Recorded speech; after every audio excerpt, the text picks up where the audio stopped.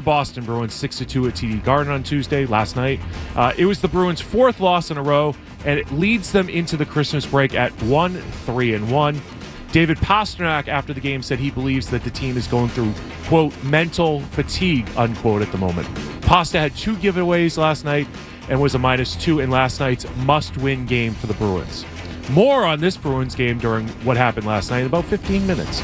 The Bruins' next game will be Saturday night in Buffalo against the Sabres at 7 p.m. with our pregame beginning at 6:30 with the great Ryan Johnston and the amazing Bob Beers. Patriots travel to New York this weekend to face the Jets on Sunday. Milton Williams returned to practice after spending time on the IR. Drake May and Christian Gonzalez were the only 2 Patriots named to the Pro Bowl. Sunday's Patriots-Jets game will kick off just after 1 p.m. on Sunday with our coverage here on 98.5 The Sports Hub beginning at 10 a.m. with Jim Murray and Chris Gasper. Celtics' next game will be Friday in Indiana against the Pacers. And that is all the headlines I have for 6 a.m., so here comes the tag. Sports Hub headlines are brought to you by Super Service Today. Winter is here. Yep, it's snowing outside, so don't get caught in the cold. Super Service Today delivers New England's most complete heating system health and safety check, catching problems before they catch you. Stay safe, stay warm. Book now at superservicetoday.com.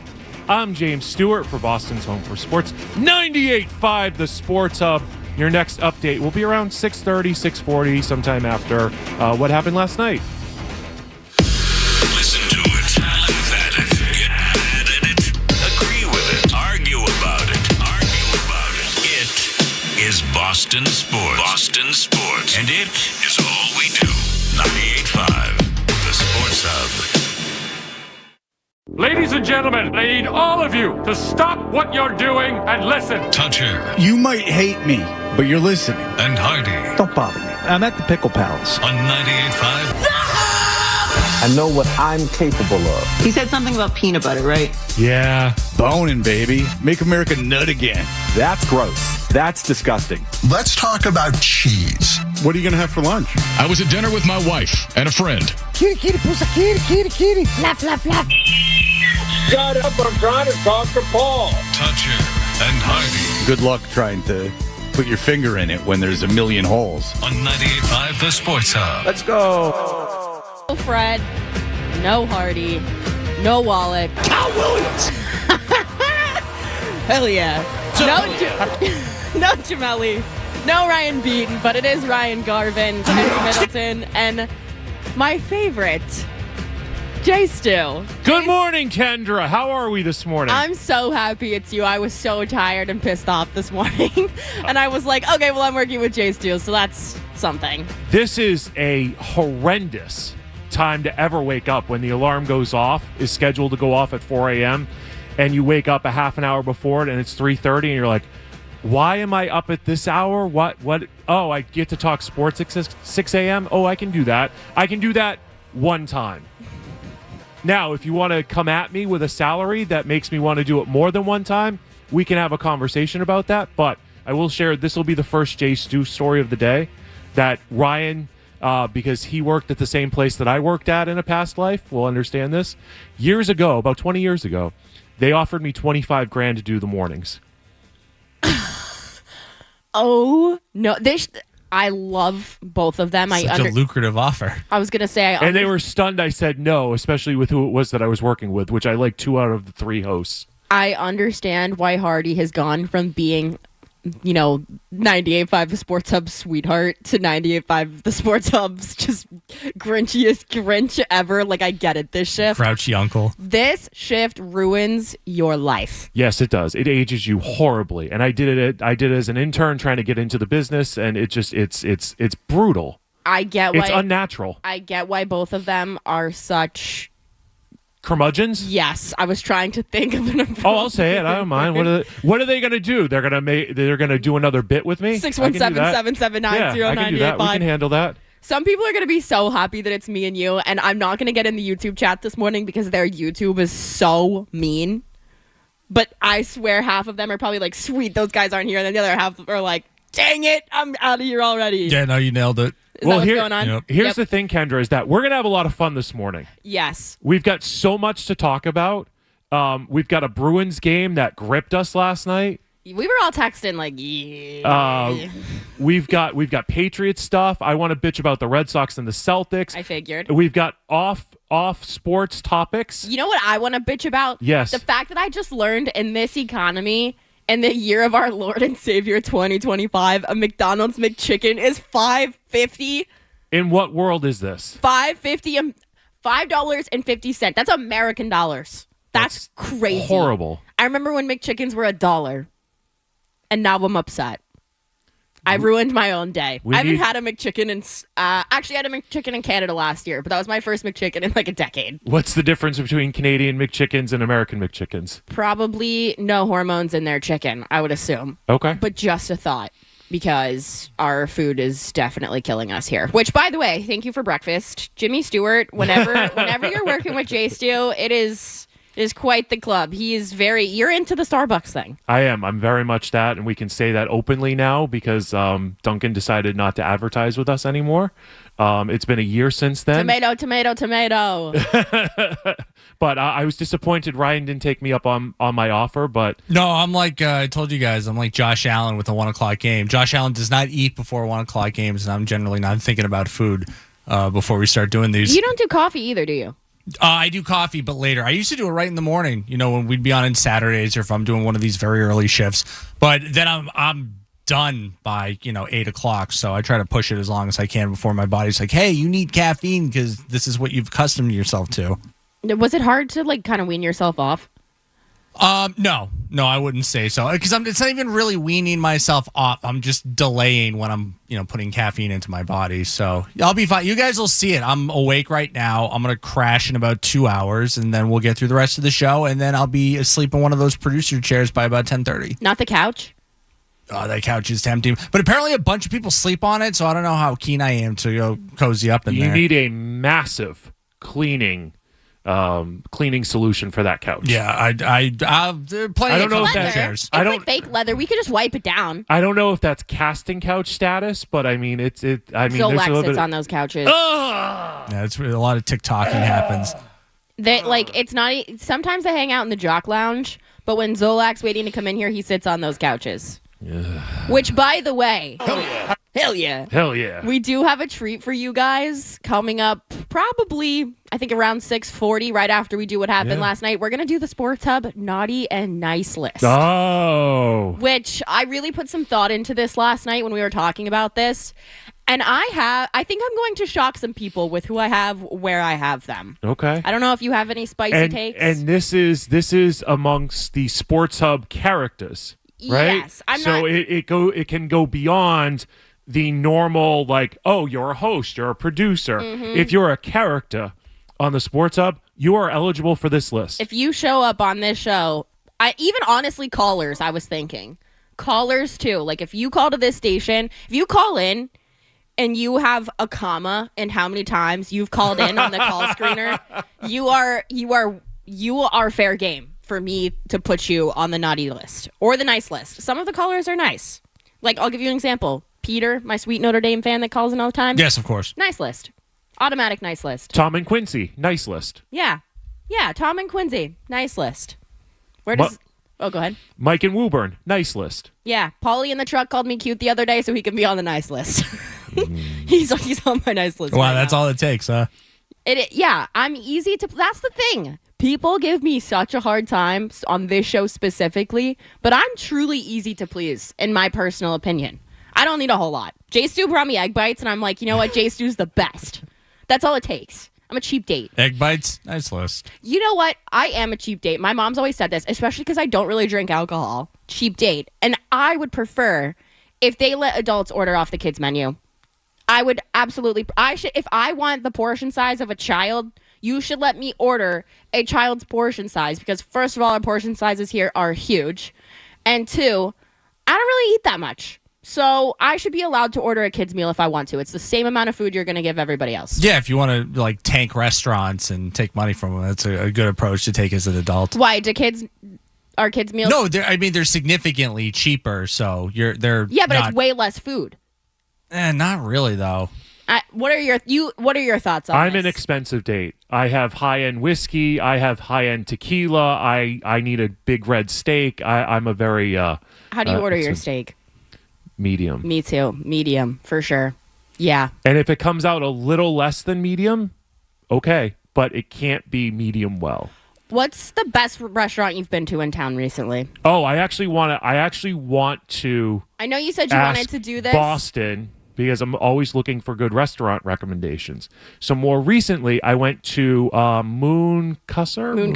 Mooncusser. Spectacular. And Sports Hub fans there. Oh. Sports Hub fans there, yeah. That's tea. Yeah. Okay, That's all right. a great thing. But Maybe they had this great prefix meal. It was great. It was wonderful. Everything was delish. Okay, so I ran a man's fantasy football team this year. Yeah. And he is primed to win the championship. Doesn't know anything about sports at all, but wanted to kind of clown on his college buddies a little bit. So he let me draft his team. I originally said with the winnings, I just wanted to go to dinner at Austria. But now that I have this piece of information, I'm like, I've been to Austria. I've been wanting to go to Mooncusser. I got a person over there. And where don't you have a person? No, I'm being serious. Where don't you have a person? Actually, Capri, because that was the hardest reservation I've ever had to deal with. Yeah. I've heard such mixed reviews. I trust Jay Stu's opinion. Fun fact, I don't want to blow up our spot too much, but Jay Stu and I would chat, okay? We chat about things, and one of those things being restaurants. So I do respect his opinion, and I've heard you guys know how I feel about being transparent about your, restaurant opinions when you make that kind of content, because I'm not going to put my, kind of reputation on the line. If I don't like somewhere, you guys will never see it on my social media, right? Like, even if they pay me, I let them know. I'm like, hey, I'm going to give an honest review of this. And if I don't like it, I just pay my bill and that's it. Like, I'm not going to take the free food. I'm going to pay my bill and I'm just not going to say anything about it. And nobody's ever going to see this content. And so when there's so many people talking about this Capri restaurant, and I feel like I've heard very mixed reviews from the average person to influencers. And I get, you're trying to make a bag, you're trying to make your restaurant look good. They pour a ton of marketing to get people in there and that kind of stuff. That's just the name of the game. Like, that's the nature of the beast. It's just marketing looks a little bit different than it used to now. But I'm very interested in your opinion because I really want to go. But if it's not worth it, I don't want to spend my own dollar. In this economy, you've got... The one thing that I've seen as far as online stuff goes is the honey buns are... I've seen that too. Yeah. Are amazing. Everything else, we'll see. I'll get back to you in a couple weeks. The best buns, I've had in town... Clip that, Ryan. ...of the bread kind have to be Mason's. The steakhouse, they do a miso butter, but they also do like the Texas Roadhouse, like pull apart style buns. Okay. But that miso butter is insane. I actually really like Mason's. I don't think it gets enough hype. There's steakhouses in town, one that Maz in particular loves that I think is super overrated. I'll let you figure that one out. Okay. But I might actually, I don't think it's what you're talking about, but we'll talk about this. I always love the Davio's poppers. Yes. Those are always delicious. So good. The Davio's poppers are amazing. Also, Sports Hub fans. Yes. Over at Davio's. Oh, yeah. I've known massive Sports Hub I've known people. those people 20 plus years. Shout out Davio's. I actually went to Davio's a year ago today for dinner. And I found out that they had blue cheese olives. I haven't been drinking really for like a year now unless I'm on vacation, but I did have a couple drinks the night before Christmas last year. Got an Uber, that whole nine. If you like a dirty martini with blue cheese olives, and I'm disgusting, I'm a savory girl. I want blue cheese olives in a martini that is 90% olive juice and a splash of vodka. Like, I want it swampy. They make a blue cheese martini. I think Garvin just gagged. He definitely turned towards the trash bucket there for a second. That was hard. That was not at all what I was ready for. This early more swampy as something that you would look to drink. But yeah, please continue. That's how I order olives. it. I'm like, I want the swampiest martini that you've ever made. If I don't see dragonflies, send it back. No, seriously. And I want like some of the bits of like blue cheese to be like shaken up in the martini too. So I'm drinking like, yeah. I'm disgusting like so that. I'm out on blue cheese altogether. Garvin is lit. You don't like blue cheese? No, out on it. Oh. Wait, we got somebody. Bob in Lawrence wants to talk about breakfast sandwiches. Then we're going to go to break. Bob, what is up, my guy? Oh, nope. Did Bob drop? No. Robert. Hi, Bob. Good morning, everybody. Merry Christmas. Good morning. I don't know if you have the interns in the building. You guys have a Market Basket within like 2 miles of that place. They have the best breakfast sandwiches you'll ever have for $2.50. They have French toast, bagels, and English muffin breakfast sandwiches with these little muffins. They're not too huge. They're just like the right size muffins. Send an intern down. You'll thank me later. Okay, good to All right, know. Bob. Thank you, Bob. Excellent. Yeah, Here's send the one of the interns. Here's the problem. There are 3 people in the building. 3 people. Someone told me, I asked the other day, because sushi is getting so insanely expensive, and it's one of those things that I like to treat myself to every once in a while. I put a story on my Instagram. I was like, who still has, top quality sushi? I'm willing to pay a little bit extra, but still affordable. The number of people who told me to go to Market Basket for sushi scared me. Okay. I don't know. I need someone to vouch for Market Basket sushi, not just online, because I feel like people are messing with me, because I'm not kidding. Probably 15 people. I got probably 200 responses. 15 people told me to go to Market Basket. Interesting. So I'm not a sushi person. I've had sushi twice in my life. Once was from a restaurant that no longer exists in Newton called Green Tea. The other is Kowloon. And the sushi Kowloon. boot. Talk about Sports Hub people. Andy Wong, nice list. I told you this last night. Andy Wong, permanent, nice list. Absolutely. Permanent. All right, we're going to catch a quick break here. When we come back, we'll get to what happened last night. You're listening to Jimmy Stewart and Kendra Middleton on Toucher and Hardy. Good morning, everybody. Merry Christmas. Good morning. More Toucher and Hardy on the way on the Sports Hub.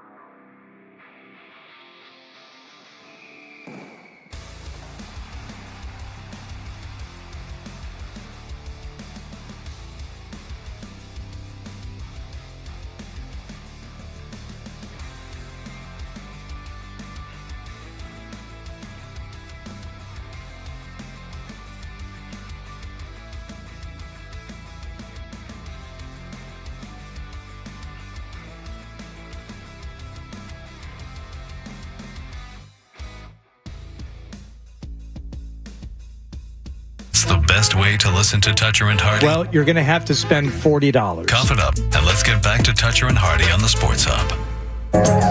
Did you catch a game last night?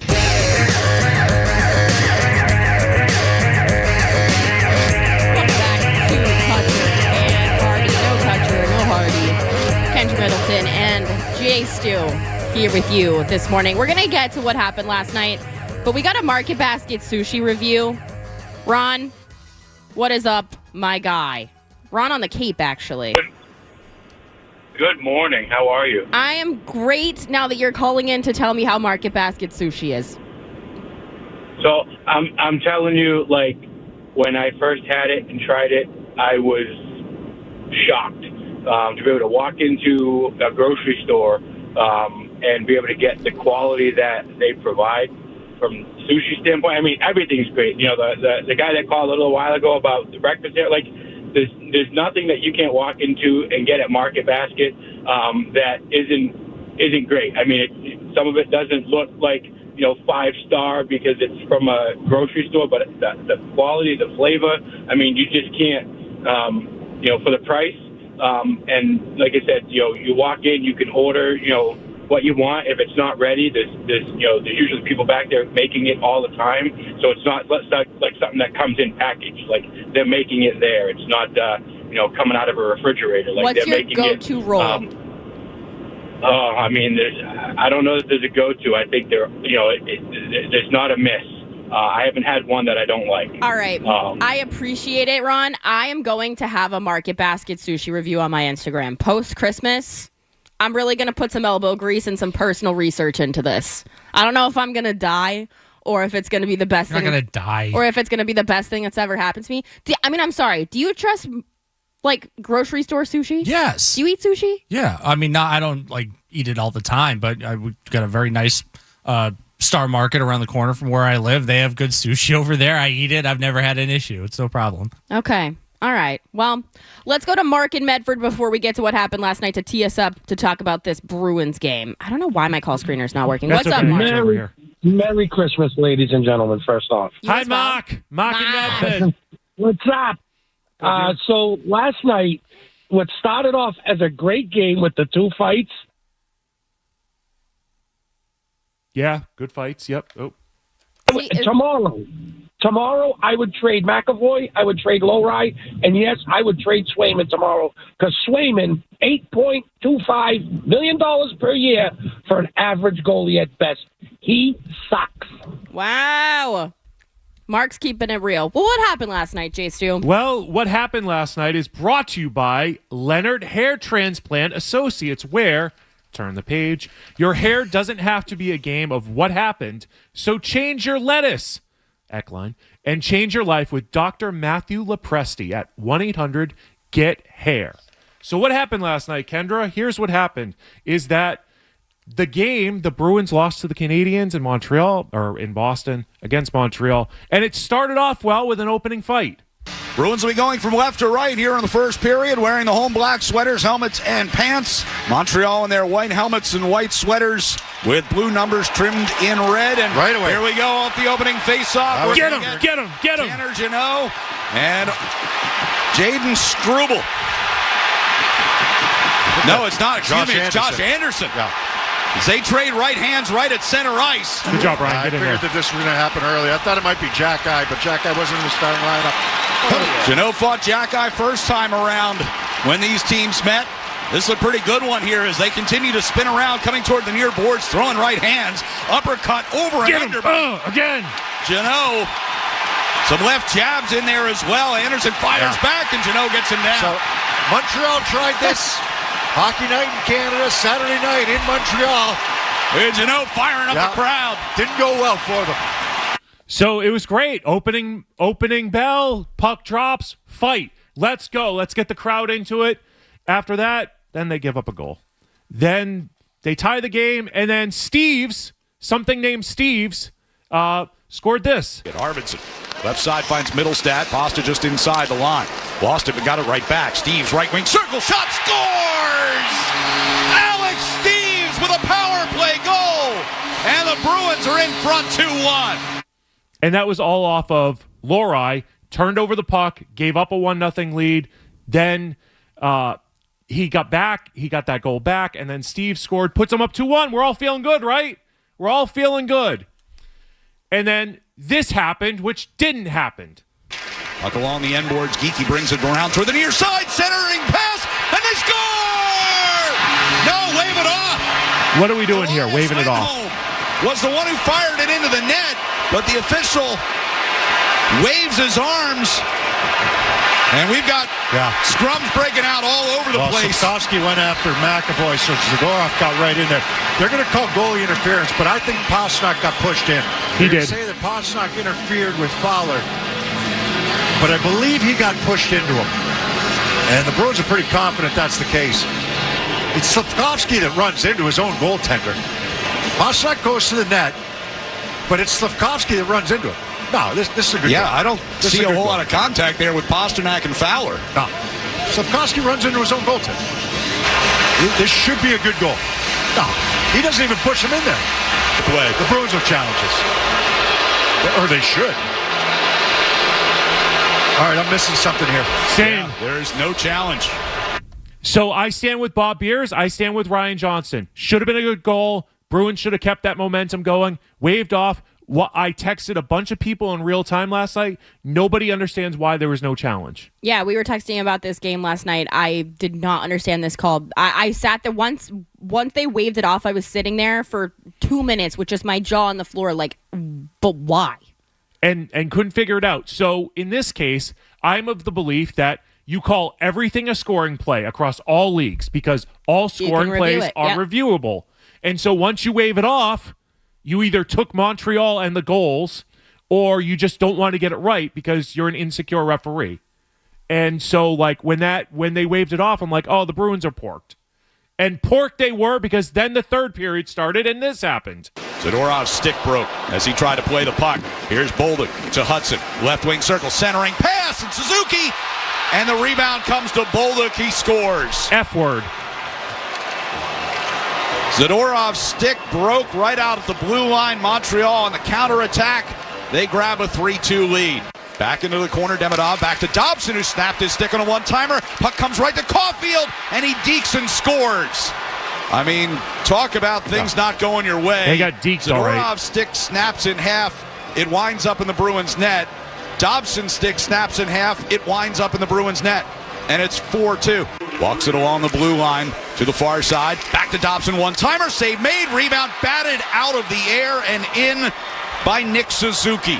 Another power play goal, and it's 5-2. Centering pass, missed Demidov. Comes across near side Hudson. Back across one-timer, and they score.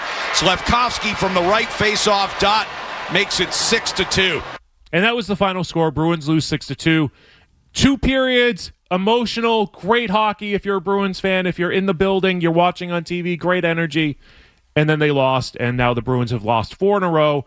They are 1-3-1 going into the break. I just don't understand how these collapses have been coming from them in ways that they happen so quick. They get themselves in such a hole that they can't get out of. And it feels like it's not just something that happens over, an entire game.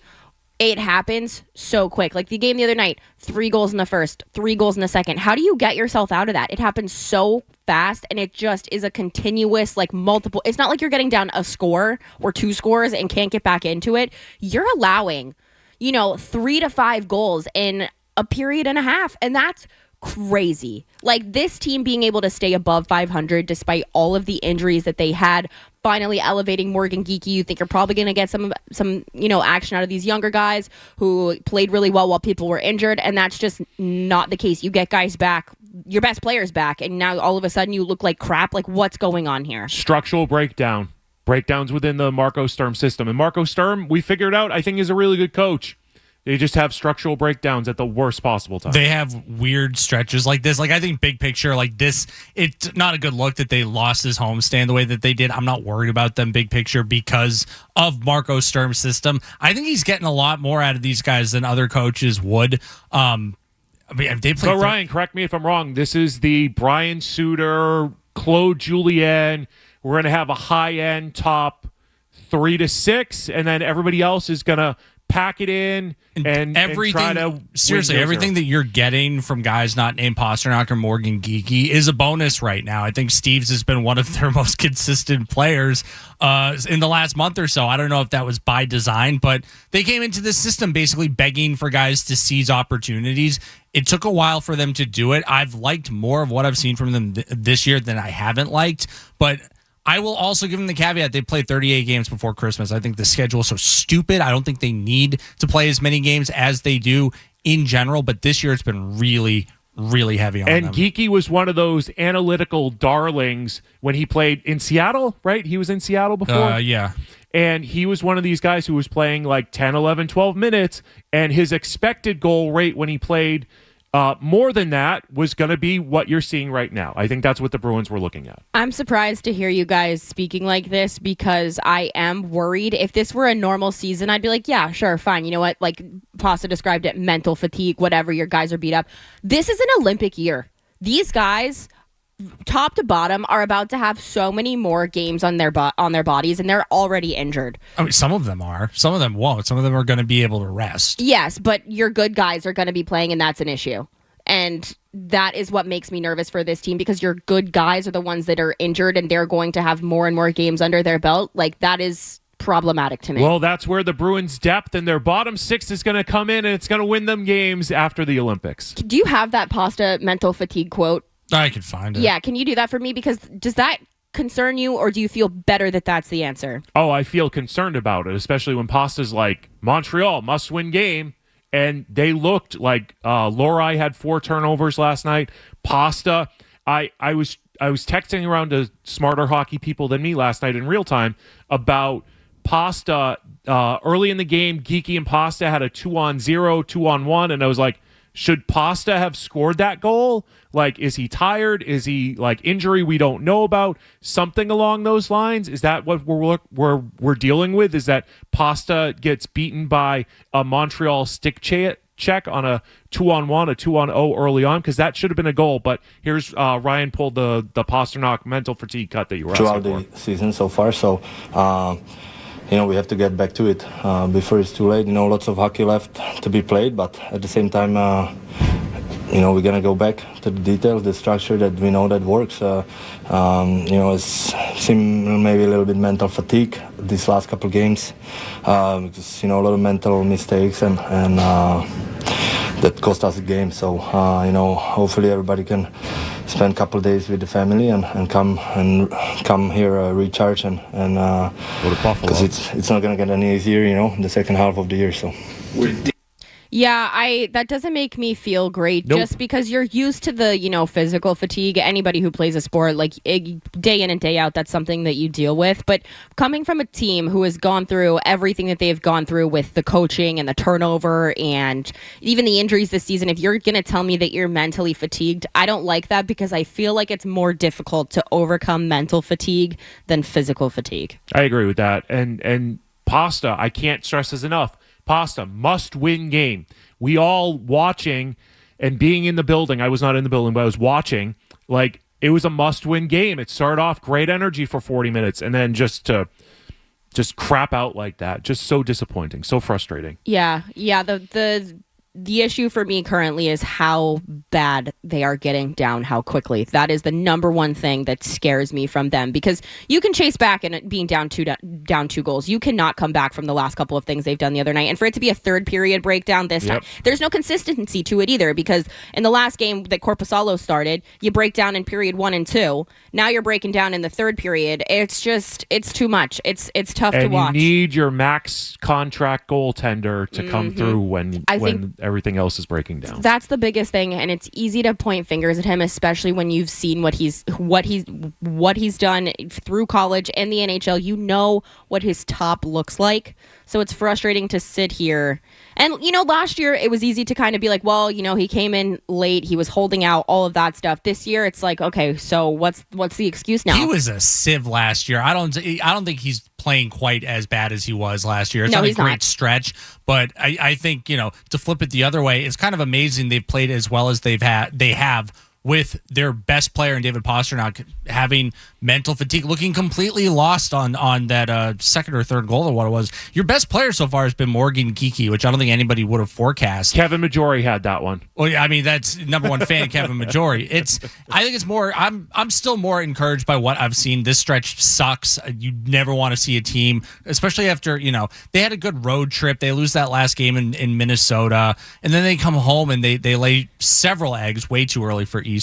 But big picture, I didn't think this team was going to be world beaters out of the gate. If they're just competitive as they continue to rebuild and sort of draw in younger talent, I think they'll be okay, big picture. But yeah, it's just not a good look right now. I texted you last night, both of you, that when I saw McAvoy start to get into one of those scrums, that scared the crap out of me. I think he's lucky that guys in this league respect him as much as they do and know that he's coming off of such a crap injury and the Olympics are coming up. Otherwise, I think that if he was one of these guys that are unlikable in this league, I think somebody would have gone after him last night a little bit harder than they did, because I did not like seeing him get involved. That scared me. I co-sign. Yeah, that just, you can't, he cannot get any more banged up. The fact that I have to say, kudos to Charlie McAvoy. They said he lost 20 pounds and gained 10 back that's broken jaw. That's insane. I have had my jaw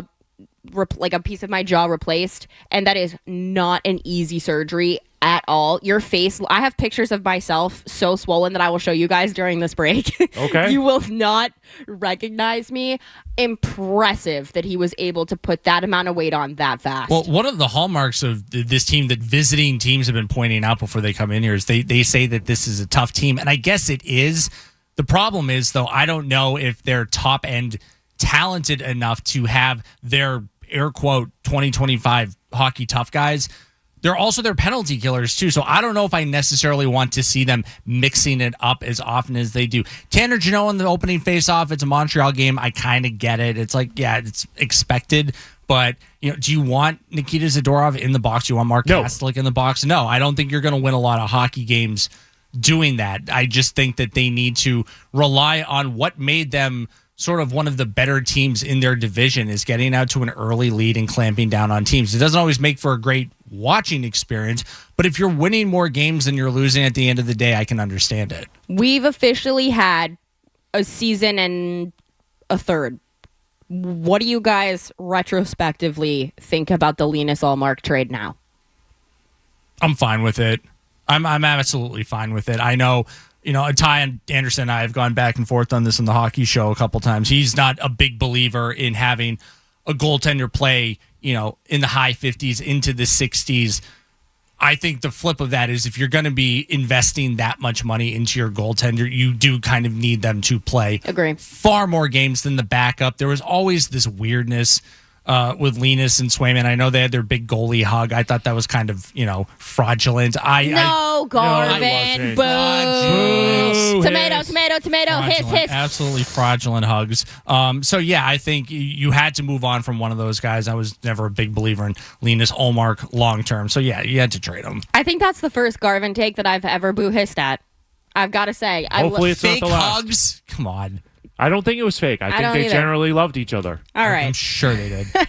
You're listening to Kendra Middleton and Jimmy Stewart on Toucher and Hardy. Let's get to the headlines, and then we will be back with the naughty and nice list of the Sports Hub. Sports Hub headlines, presented by Celsius Energy Drinks. Montreal Canadiens scored 5 goals, 4 in the third period, beat the Boston Bruins 6-2 at the TD Garden last night. We just talked about that on what happened last night. Pastrnak, mental fatigue. Pasta had 2 giveaways. Jeremy Swayman allowed 6 goals on 29 shots in the losing effort. And Montreal's Jacob Fowler stopped 26 of 28 in the win. Bruins at Buffalo on Saturday night, 7 o'clock, with the Sports Hub pregame starting at 6:30 with Ryan Johnson and Bob Beers. New England Patriots, they'll be in New York to take on the Jets on Sunday. Milton Williams back at practice. Drake May, Christian Gonzalez are the 2 Patriot Pro Bowl representatives as of right now, until they both decide they don't want to go. And then they'll figure that out. Sunday's Patriots-Jets game, 1 o'clock kickoff. Gasper and Murray and their scorching hot takes. 10 a.m. Sunday morning with the Patriots pregame. Celtics next play in Indiana on Friday. Sports Hub headlines are brought to you by Dr. Matthew Lepresti and Leonard Hair Transplant Associates, the hair doctor of Hardy, Sean Corrali, and Charlie McAvoy, both Boston Bruins. Call 1-800-GET-HAIR for your free consultation. I'm James Stewart on Boston's Home for Sports. Your next update around 7 o'clock. You're listening to Toucher and Hardy on the Sports Hub.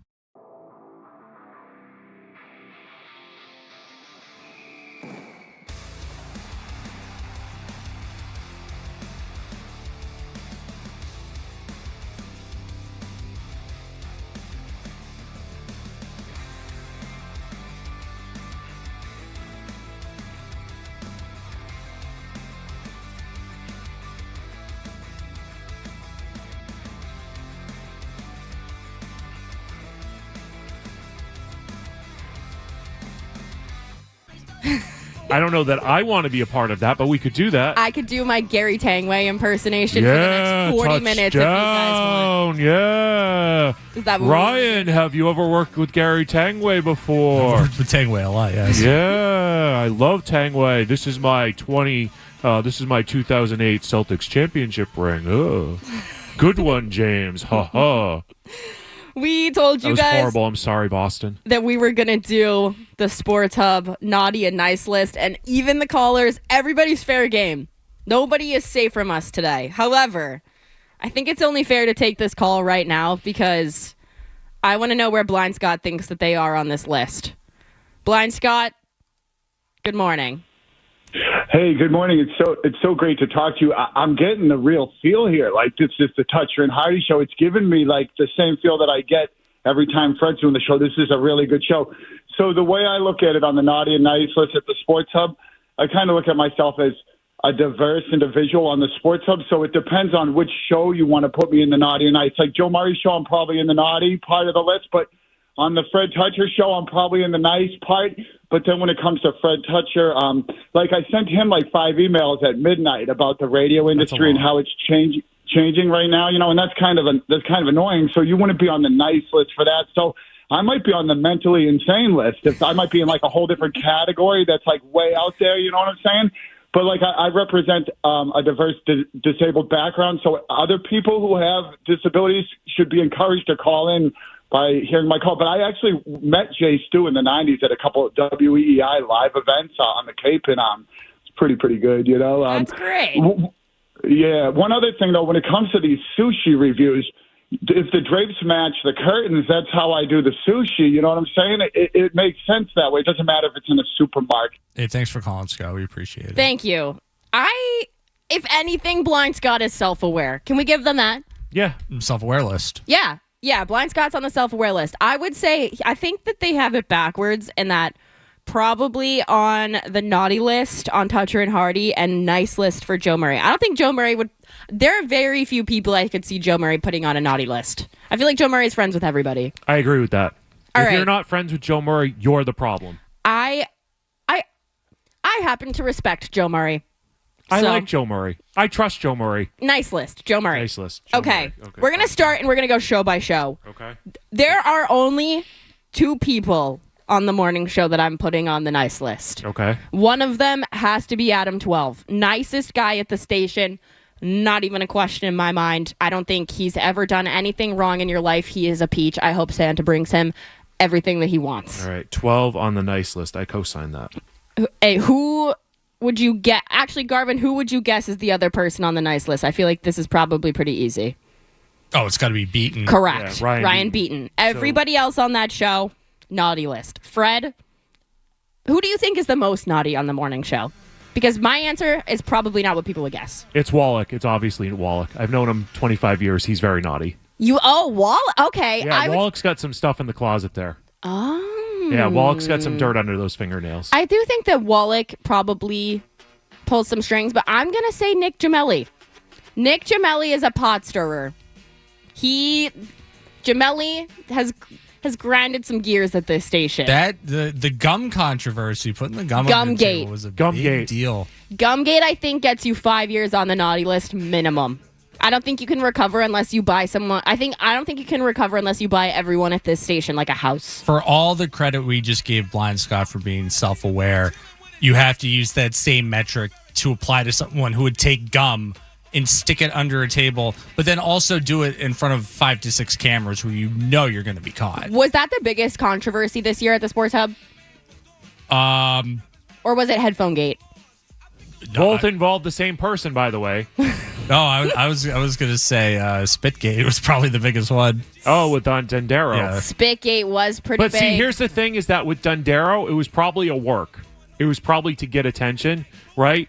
With Nick, just dumb. It was let's look around. Is anybody looking? Oh, I'll take it out of my mouth and put it under the desk and nobody will notice. All right, would you rather be guilty of Spitgate or Gumgate? Spitgate. Spitgate.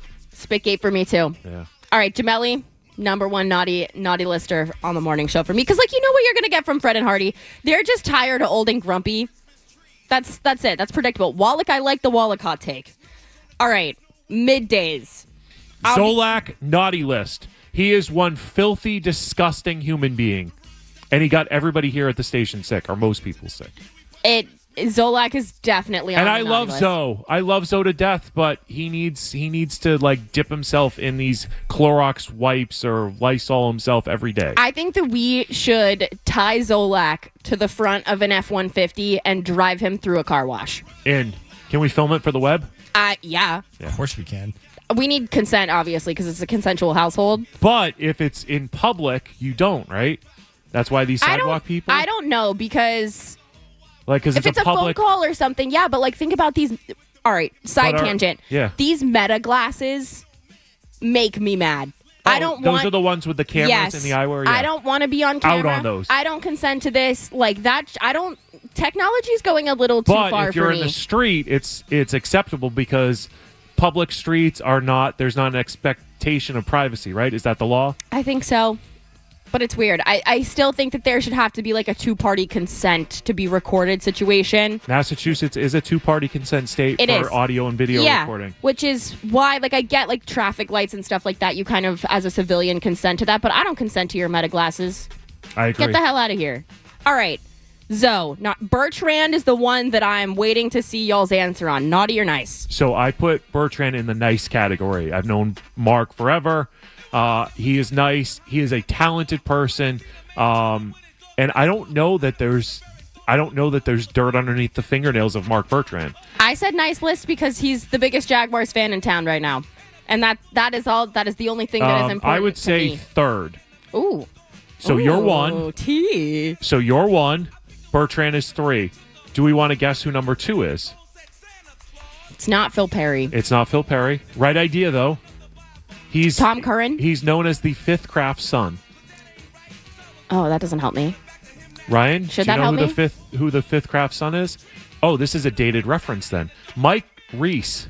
Really? Yeah, I mean he did. He complimented me the other Yep, day. I heard it on the morning show the other day. I didn't know that he just wasn't, pumping my tires. So he worked down at Gillette Stadium. He was the original Paul Perillo. Mike Reese, nice list. Right? Mike Reese, nicest. He is the him and Rochi. number 1 nicest person in the market. Mike Reese. Him and Rochi. Yep.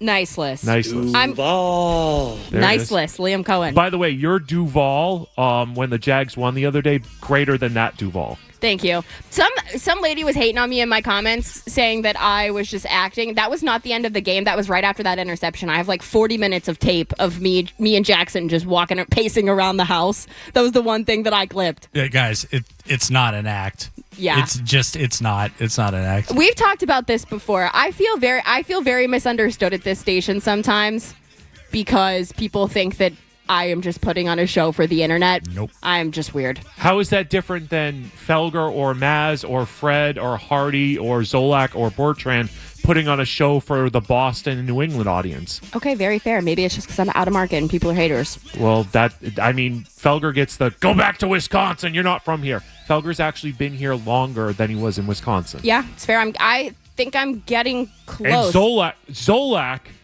isn't from here either. Fair. Yeah, he just played for the Patriots. I will say I moved out of Florida when I was 15 and then moved back for 2 years. So I guess I have 17 years in Florida. So I've got 10 more years of living here until I can really, say. But I do pay taxes here, man. You'll be national before then, and it'll be a great loss for us. Nice list. Jimmy Stewart. All right, we'll get through middays. We'll come back and we'll do we'll do the your show and the night show. We still have more midday show. I know. People. So I'm gonna say Tyler naughty list because he's a bad communicator. Oh, I agree with bad communication on Tyler, but Tyler's forever on my nice list. That's fair. We're baseball buddies. I was gonna say you guys have you guys hold hands over the baseball. We do. We hug a lot. We're very touchy-feely with each other. He's the nicest guy to pass in the hallway. Oh yeah. I'll give him that. Yep. Nice in the hallway. Tyler will always have a special place in my heart. Actually, Tyler too. He followed Anthony, the Red Sox fan, back on Twitter, so he gets the nice list for that. I'm glad that I could sway you from bad Tyler. texter though. Yeah.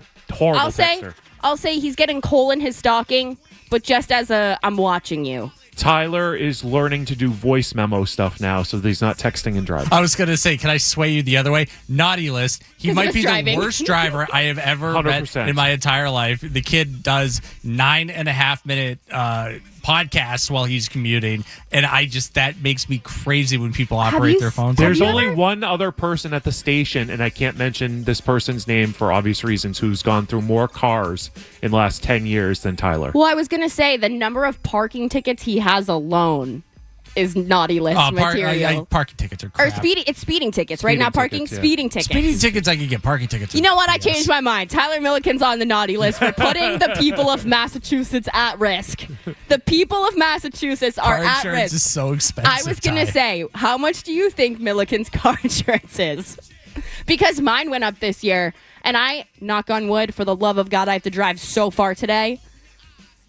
I have not been in an accident in 10 plus years. Tremendous. I got rear-ended in college, and I think that's the only accident I've ever been in. But no, Tyler Milliken, naughty list. Still on my nice list. T-Bone, naughty list for bullying Tyler. I agree. That's straight up. Period. End of sentence. Nice list. Sometimes you need to bully people. And I tried to give him a gift. Sometimes being mean is fun. Being mean is fun. Bring back bullying in certain circumstances. I'm pro-circumstantial bullying. But don't be mean to be mean. Or don't be mean to people that don't deserve it. I'm going to go McCone. Nice list just because I love McCone, but he's vanilla gift wrapped. So I don't think McCone. McCone's on my nice list. Yeah, McCone's on my nice list. I think, is that everybody? Did we get everybody? From the midday. Okay. So we'll do the second part of the station. We're going to hit a quick break. We'll come back to do Jay Stu's show of Naughty and Nice. We'll do the night show. We'll do some callers. All the things. You're listening to Kendra Middleton and Jimmy Stewart on Toucher and Hardy. You're listening to Toucher and Hardy on the Sports Hub.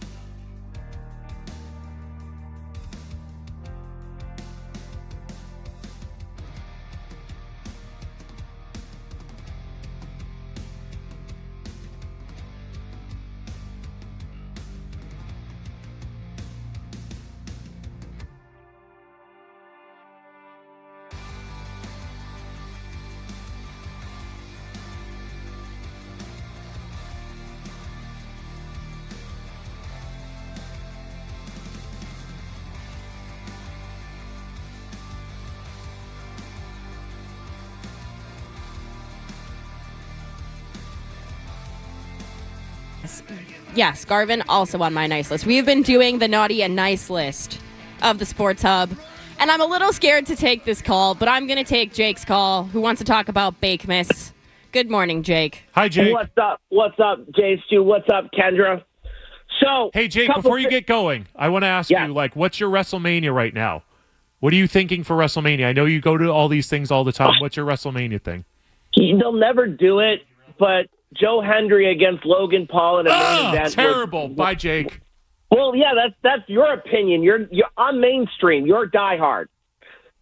And Joe Hendry is definitely not mainstream. Joe Hendry's brother figured out the algorithm of how to become successful and get over, and that's what he did. He's thin. LA Knight greater than Joe Hendry.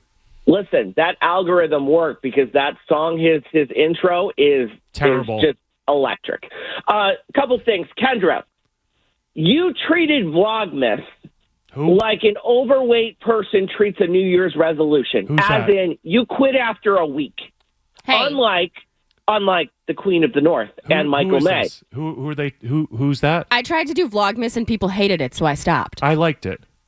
Okay. Well, Jay Stu liked it. Maybe I should have continued it. It's a lot of effort. Anyways, continue, Jake. Yeah, a lot of effort. But the Queen of the North put in the effort on Sunday night when she made cookies. She doesn't have a full-time job. Who's the Queen of the North? And Michael May. And Michael May. Well, her full-time job is going to be a 7-figure influencer because of this month, Kendra. So, I don't know. Maybe you shouldn't have quit. Two, for someone whose best content revolves around thirsty men in her DMs, how desperate would you be for Lane Kiffin? I've already lost interest. Yeah, I'm sorry, Jake. I can't.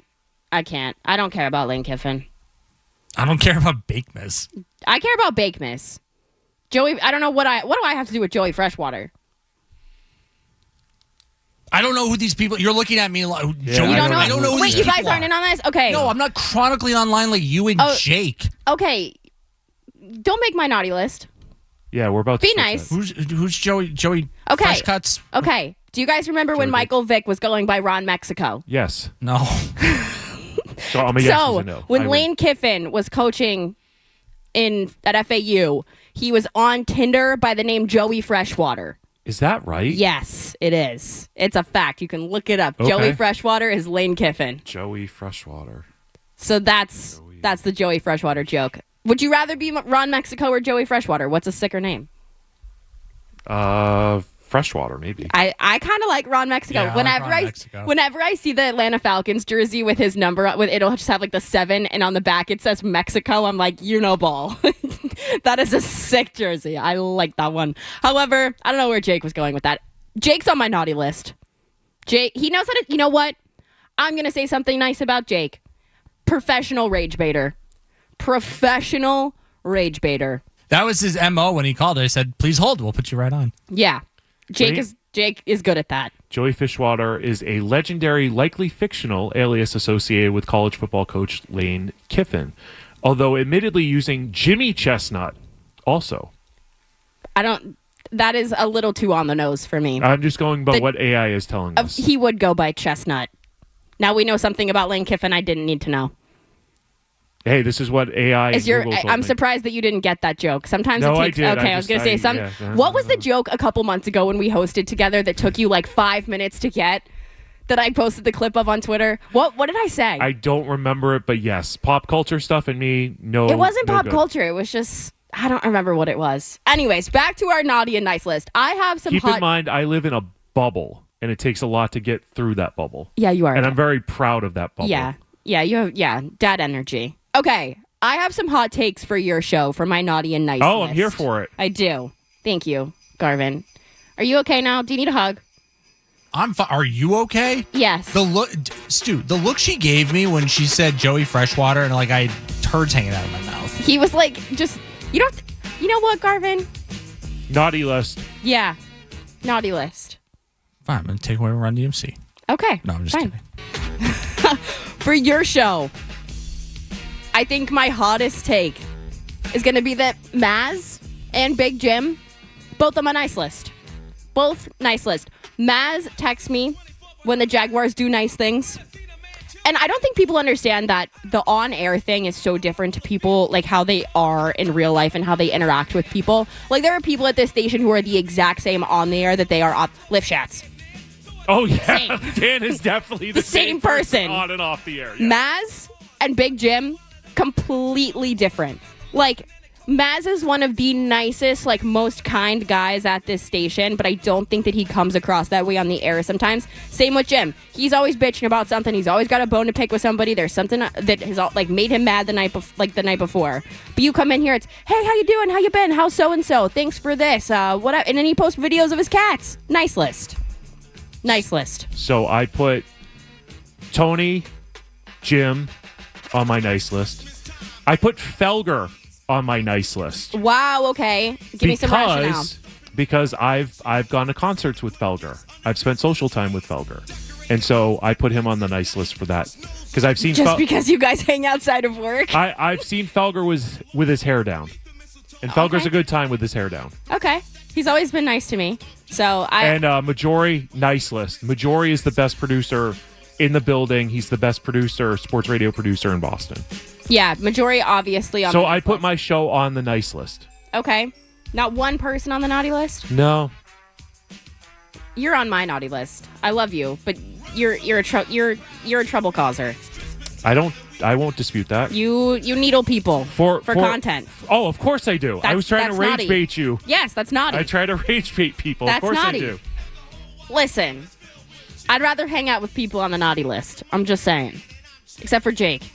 Yeah, no on Jake. Jake scares me. I put myself on the naughty list because I want to needle people like Bedard. I want to needle people like Felger and Maz and Jim and whoever else I can to get the best out of them. I needled Tim McCone one Saturday shift because I thought that he needed some needling. So I dropped a Kyrie Irving take on him, and he lost his mind on it. I needled Matt McCarthy on a morning show, on a Sunday morning show, because I had a take about Missoula, and it blew his mind. All right. So I'm all about the rage bait. I'm willing to say that I will settle on Felger nice list, the stocking. I think that's fair. I think that is fair. Okay. The entire night show. I don't want your stupid Cole. The entire night show, nice list. Oh, yeah. Not even a question. Joe Murray, good people. Skaz, great people. Street Team Joe. All right, let's go to weekends. Oh, weekends. I'm naughty list. Obviously, it's not even a question in my mind. I don't think anybody would dispute that. Ty Anderson, nice list. Yep, agreed. Don Darrow, naughty list. Just for the spit take. Not even, and his Caitlin Clark boyfriend hate. I'm putting him on the naughty list for that one.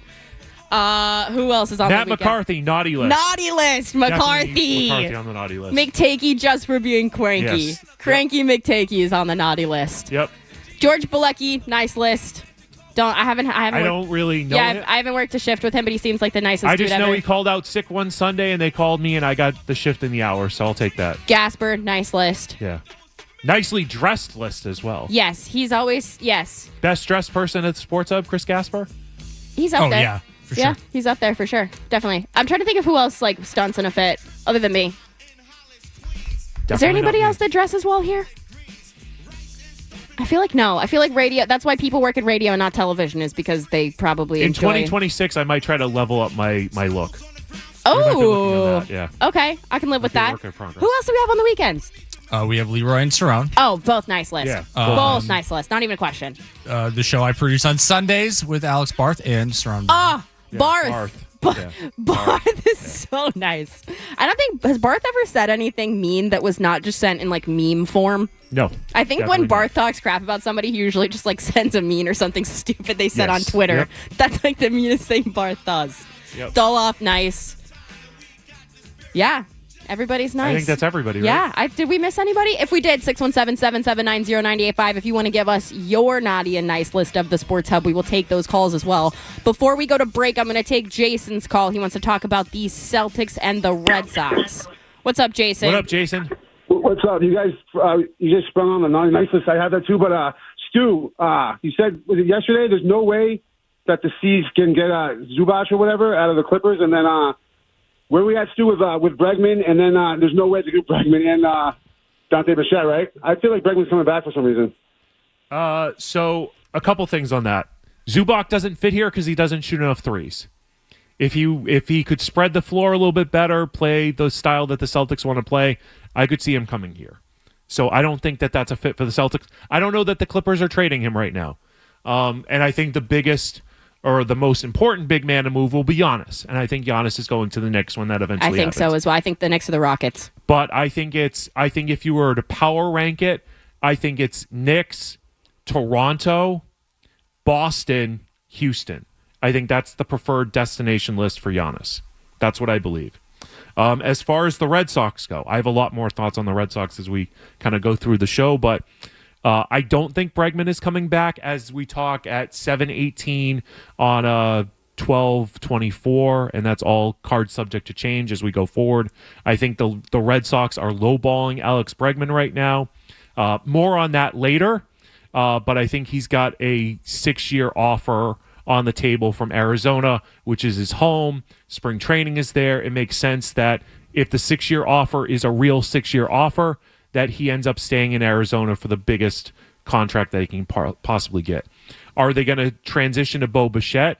I don't think so, because I don't think the Red Sox want to pay a big money contract to anybody right now. And I hope I am proven wrong about that. But I have more thoughts on the Red Sox as we go through the morning. Yeah, we'll definitely talk some Red Sox later in the show. We're going to hit a quick break, but when we come back, I want to talk about the Pro Bowl, and it's Wednesday. It's time to move on from the win. It's time to talk about the Jets. I know that people are probably like, yay, the Jets game. But we're going to talk about the playoff picture. We're going to Trap game, question mark? Your guess is as good as mine, so we'll get to that when we get back. If you want to give us a call, 617-779-0985. You're not listening to Toucher and Hardy. You are listening to Kendra Middleton and Jimmy Stewart. You're listening to Toucher and Hardy on the Sports Hub.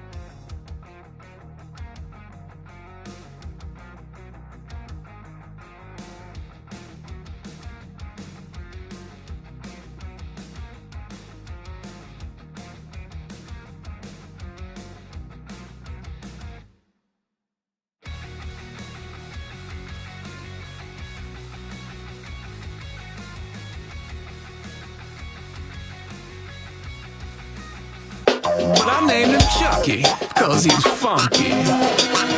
Yeah. Welcome back to Toucher So let's and take a Harvey. ride, baby. What is this garbage? I learned this morning that Kesha has a Christmas song. I don't know why my Spotify DJ thought that that's something I would be interested in, but I skipped it immediately. So you're saying you want me to play it later? Honestly, I wasn't in the mood to hear it at 5 o'clock in the morning, but it's 7:30. I could maybe be convinced now. Welcome back to the show. Obviously, do I sound like Fred Toucher? No. Maybe a little bit? Thankfully. Kendra Middleton and Jimmy Stewart here with you until 10 o'clock. I feel like I can take like slight digs at the morning show people because of how much they give me grief and they tease me and all that stuff. I feel as though Hardy will have to be nice to me the morning that I come back because he was upset that he wasn't getting any of the Christmas cookies that I brought in, so I froze 20 of them for Which him. were delicious. Thank you. Some people were saying that they shouldn't count as cookies. Why not? No, they do. They do. Because people were saying that they're a treat, not a cookie. What's the diff? Because I didn't bake the cookie piece of it, like I stuffed. But do cookies have to actually be baked? I don't know. Maybe I'm not woke enough. Maybe. Who's to say? I don't know. Embrace debate. You called them cookies. I ate them as such, and they were delicious. Zoe What's the even issue liked here? them. That's a Zoe liked them. David Andrews liked my cookies. That's a compliment. And I like David Andrews, so yes. Genius. I think they're genius. Thank you. But David Andrews is also a Southern man, so I feel like if anybody, my favorite coworker, David Andrews, I think if anybody at this station is going to respect the redneck cookie, it's going to be David Andrews. So it's a redneck cookie. Yeah, it's a redneck cookie. It's a specific to a region. Yeah, I mean, Okay. yeah. Like my great aunt from Southern Georgia has been making those for decades. Oh, even better. Yeah. Family recipe. Oh, In. yeah, family recipe. Yeah. Have we talked? I know we're going to get to some hashtag sports Whatever. in a It's second the here. morning show. We just shoot the breeze here. I have talked to a few people at this station about Christmas traditions and all of those things. Have I told you specifically what my family eats for Christmas? I don't believe you have. Since Garvin's about to... And I think the Boston audience I know wants to Garvin know knows. about it. I know Garvin knows. Embrace debate. Let me know if you would eat this because it sounds absolutely disgusting, but it's delicious, and I'm going to make it for myself on Christmas because I'm going to be alone. I already bought all my stuff. I'm excited.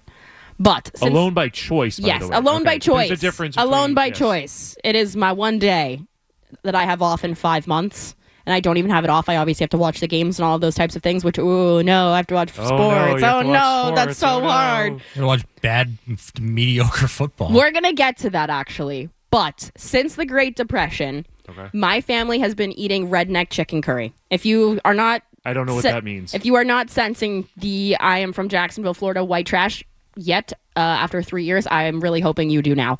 We do chicken curry, like traditionally. My dad makes like the curry from scratch. Oh. And we do that, but we top it with boiled eggs, shredded coconut, raisins, green onions, and smashed peanuts. So I'm out on raisins generally, but everything else, why wouldn't that be good? It's so good. People think that it sounds nuts because they're like raisins, coconut. What's the level of spice on the curry? Because I can't do So, we are a spice household. My dad makes his own hot sauce, grows his own peppers for his own hot sauce, like the whole nine. And that, listen, I like spicy, but my dad is like the type where, you know how like people will joke around about the names of hot sauces that white people make? Sure. That's like the kind of hot sauce my dad makes. So he will do some of it with no spice on the side. Like he'll put the spice in last so that like my grandma and like my mom could have it when we were growing up. But everybody else is very pro spice in my household. So you get a little bit of both. Like he'll put some on the side for people who don't like it, but then the So rest I of would us- do the pre-curry spice. Okay. I would do the pre-spice, and outside of the raisins, sounds delish. What's the issue? I don't know. Some people think it sounds gross. But also keep in mind that I am the weirdest person at the Sports Hub. Yeah, I'm number 2 for sure. It's probably not even close. And Zoe is 3? I think Zoe probably has to be 3. Who would be 4? Milliken? Oh, Milliken's definitely. Ty is definitely on I the feel like list. he's top 5. Yeah. I feel like top 5. Me, you, Zoe, Milliken. Who would number 5 be? I feel like maybe Wallach. Because Wallach's got dirt underneath the fingernails that nobody knows about. I just think Wallet, I just feel like it has to be Wallet. Garvin, do you have an opinion on this? Top Please 5 say weird yes. people at the station? Those are all good. I'll throw myself in there too. I've been more people have just like unironically said, you're very eccentric or you're kind of enigmatic, and I don't know if they mean it as a compliment. I think I cover my weirdness pretty well though. You do, yeah. I'm a functioning weird person. Joe Murray's probably up there too. I feel like Joe's up there. I can see that. Anyways, the Pro Bowl list came out yesterday. There's a couple of Patriots on it. Both Drake May and Christian Gonzalez have been named to the Pro Bowl. I think that these are the obvious answers here. But we were talking during the break, and you were in the camp that Milton Williams was snubbed. Yes, from the absolutely. Pro Bowl. 100%. Give me your thoughts. Milton Williams should be a Pro Bowler because, unfortunately, a disruptor in the middle of a defensive line doesn't necessarily always get the credit that they deserve.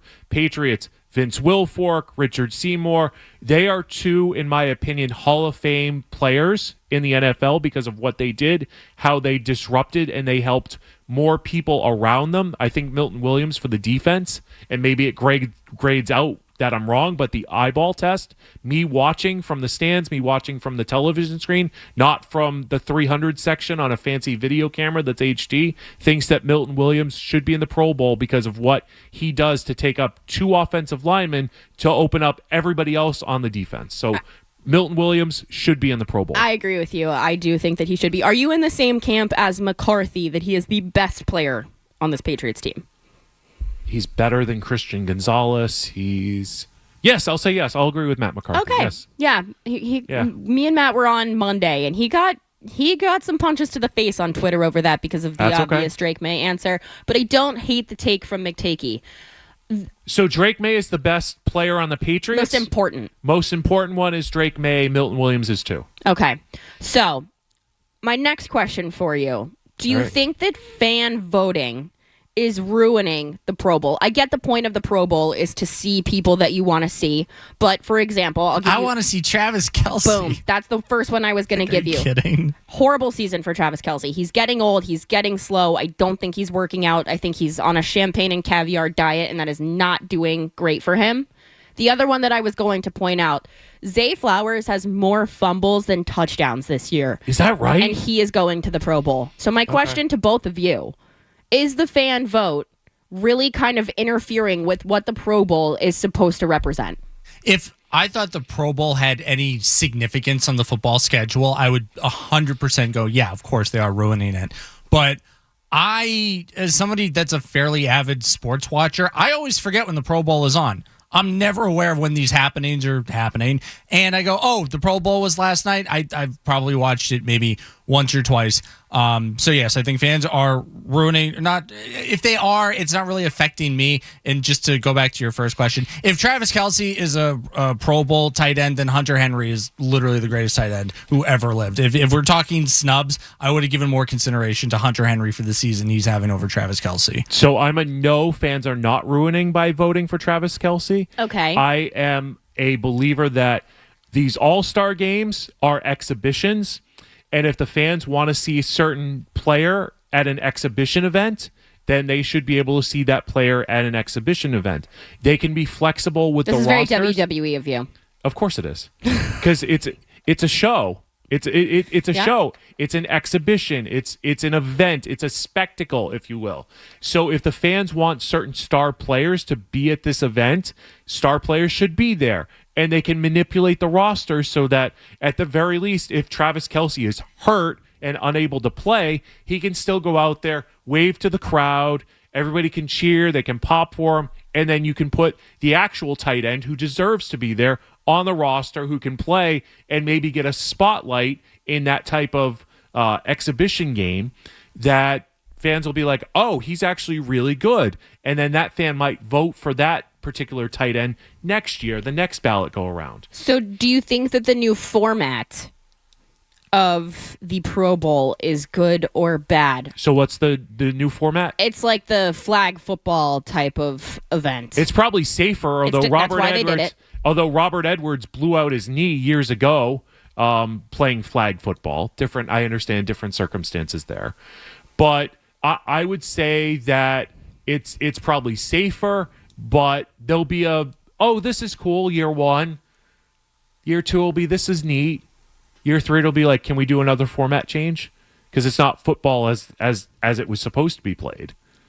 If I'm understanding the format change properly. My hot take about the Pro Bowl is that the Pro Bowl has been ruined and irrelevant since they took it out of Hawaii. Because you can't tell me that people cared more about being put in a Pro Bowl when they were going on vacation to Hawaii after the year. It gave them some sort of care, some sort of get up. My family's going on vacation. Let's go to freaking Hawaii for the Pro Bowl. Hell yeah.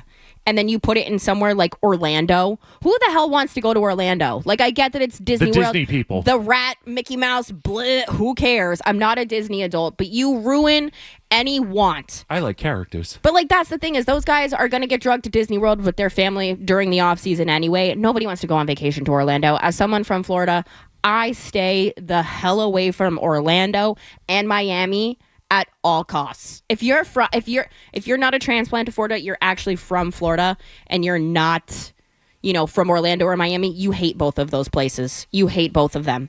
Anywhere south of Orlando is just North Cuba or Heaven's Waiting Room, and there's no in between. And there's some beautiful spots, don't get me wrong, but that is where people go to die.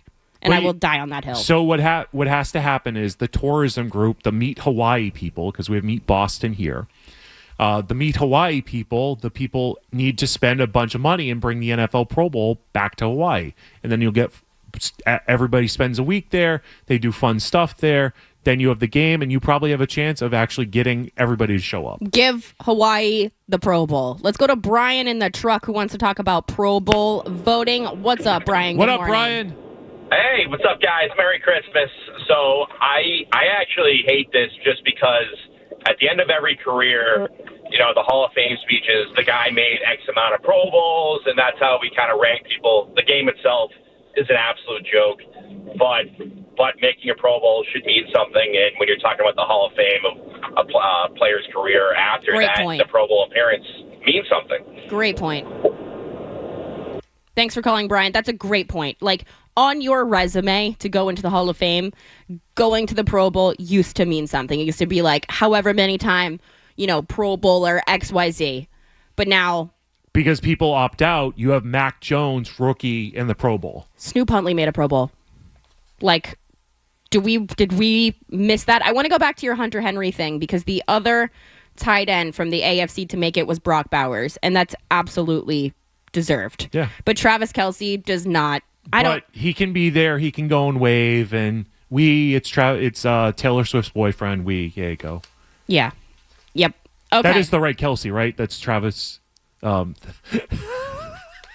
pretty sure that's pop culture. Yeah. From Jay Steele. Yep. All right, we're gonna hit a quick break here. When we come back, we're gonna give you the first taste of why Jimmy Stewart thinks the Jets are going to beat the Patriots on Sunday. If you want to get in on the show, 617-779. Wait, what did I do? You called it a trap game.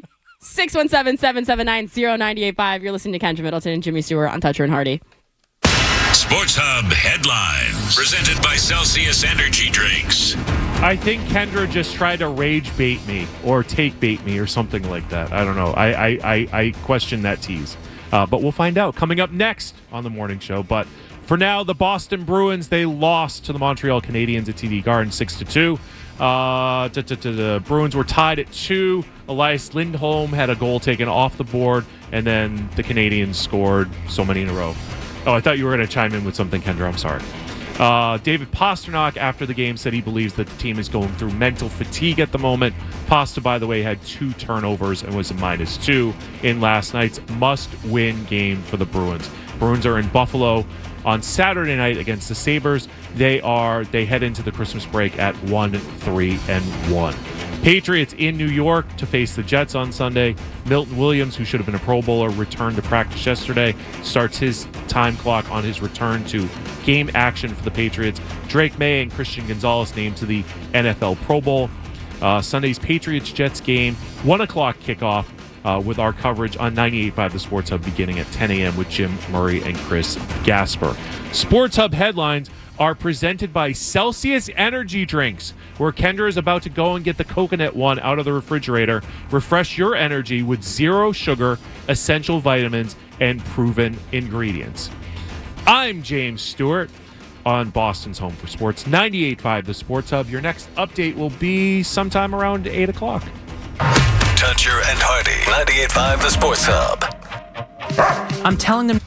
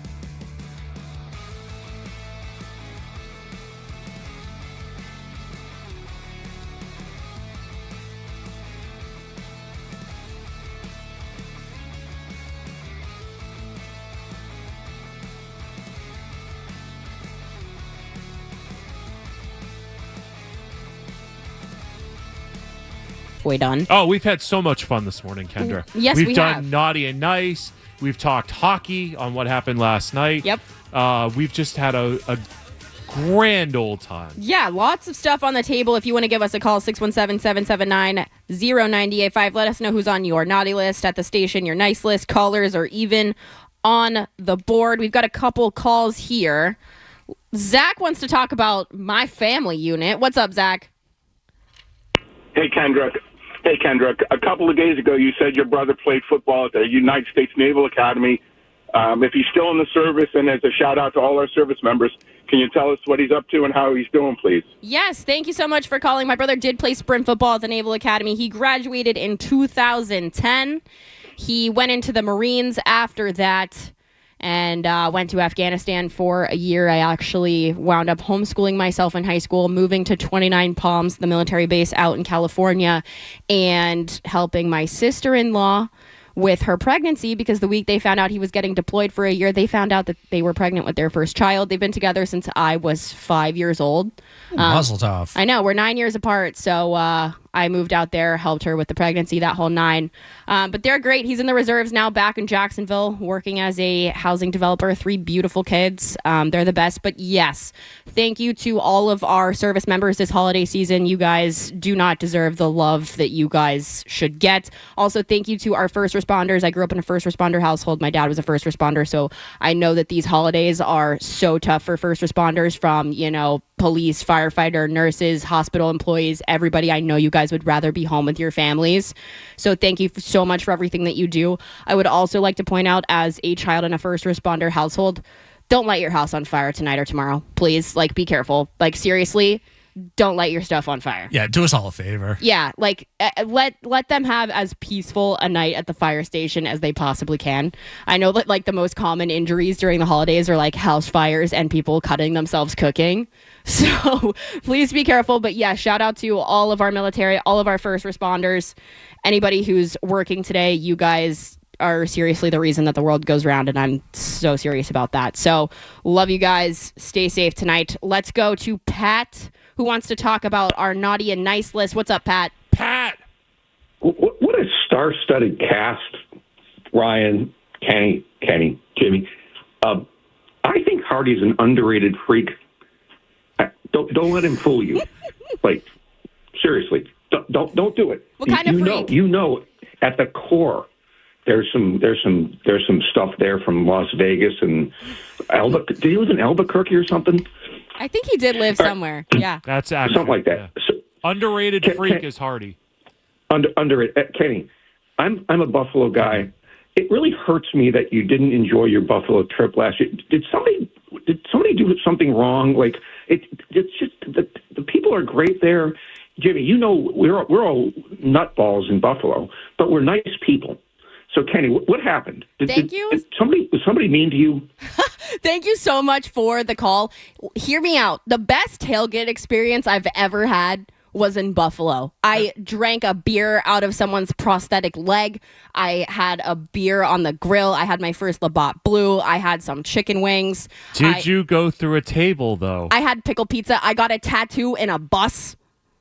I did the Buffalo tailgate properly, okay? I literally got a tattoo in a bus and drank a beer out of a prosthetic You went leg. through a table, or did you put somebody through a table? I actually do have videos of me jumping through tables. Oh, I need to see these. Okay, I have multiple. However, my issue is with the fans once they get into the stadium. I don't know. One of the big remote moments that I recall this year. Hear me out. The guys next to me, I loved being harassed by dudes with giant chicken tenders on their heads. That was awesome. But the people that spit on you in the crowd and stuff like that, I'm not with that. One of the moments that really sticks out to me this year that makes me kind of bothered with Buffalo fans, their game against the Ravens, Zay Flowers scores. And there's a moment where there's a photo of him, arms up in the air. All the fans are throwing beers at him. Oh, wow. Same game. That's low class. Lamar Jackson runs the loop of the stadium. I don't know if he scored. I don't know if he had a big play. I don't know what happened. And a fan put their hands on Lamar, and Lamar shoved them back. I don't like the entitlement that it feels like is going on in Buffalo to harass other fans, other players, or whatever. If you want to harass fans, whatever, that's your prerogative. That's your stadium. I'm in your home territory. I'm chill with that. Like, I knew what I was getting into going there in Jaguars gear. I knew. I signed up for that. Same thing here in Foxborough. Everywhere you go, you're in someone else's territory. I'm chill with that. But once you start, you're there paying to see those people play. Keep your hands to yourself. Keep your beer to yourself. Those are my thoughts there. This DK Metcalf thing has kind of highlighted this, and I've got a lot of hate online last night for this. But here's my thing. I think that this was wrong on the NFLPA and the NFL. If you go out, the full story's out, and the important details are included in their final write-up of this, which is why I have the issue. I bring up Lamar putting his hands on a fan after that whole thing happened this year. No suspension for Lamar. DK had reported this same fan to security when he was a Seattle Seahawk. He had reported this fan causing issues with him and saying things to him that he should not. And the fact that it is this same fan that he has had issues with in the past, and I get the suspension. You can't put your hands on a fan. But fans should, there's a line between being like saying his name and saying words to people that you should not say to them about their mom, whatever. And I'm sure that there is some gray area of what actually was said, right? Because there always is. But here's the thing, Kendra, just to pause you on that.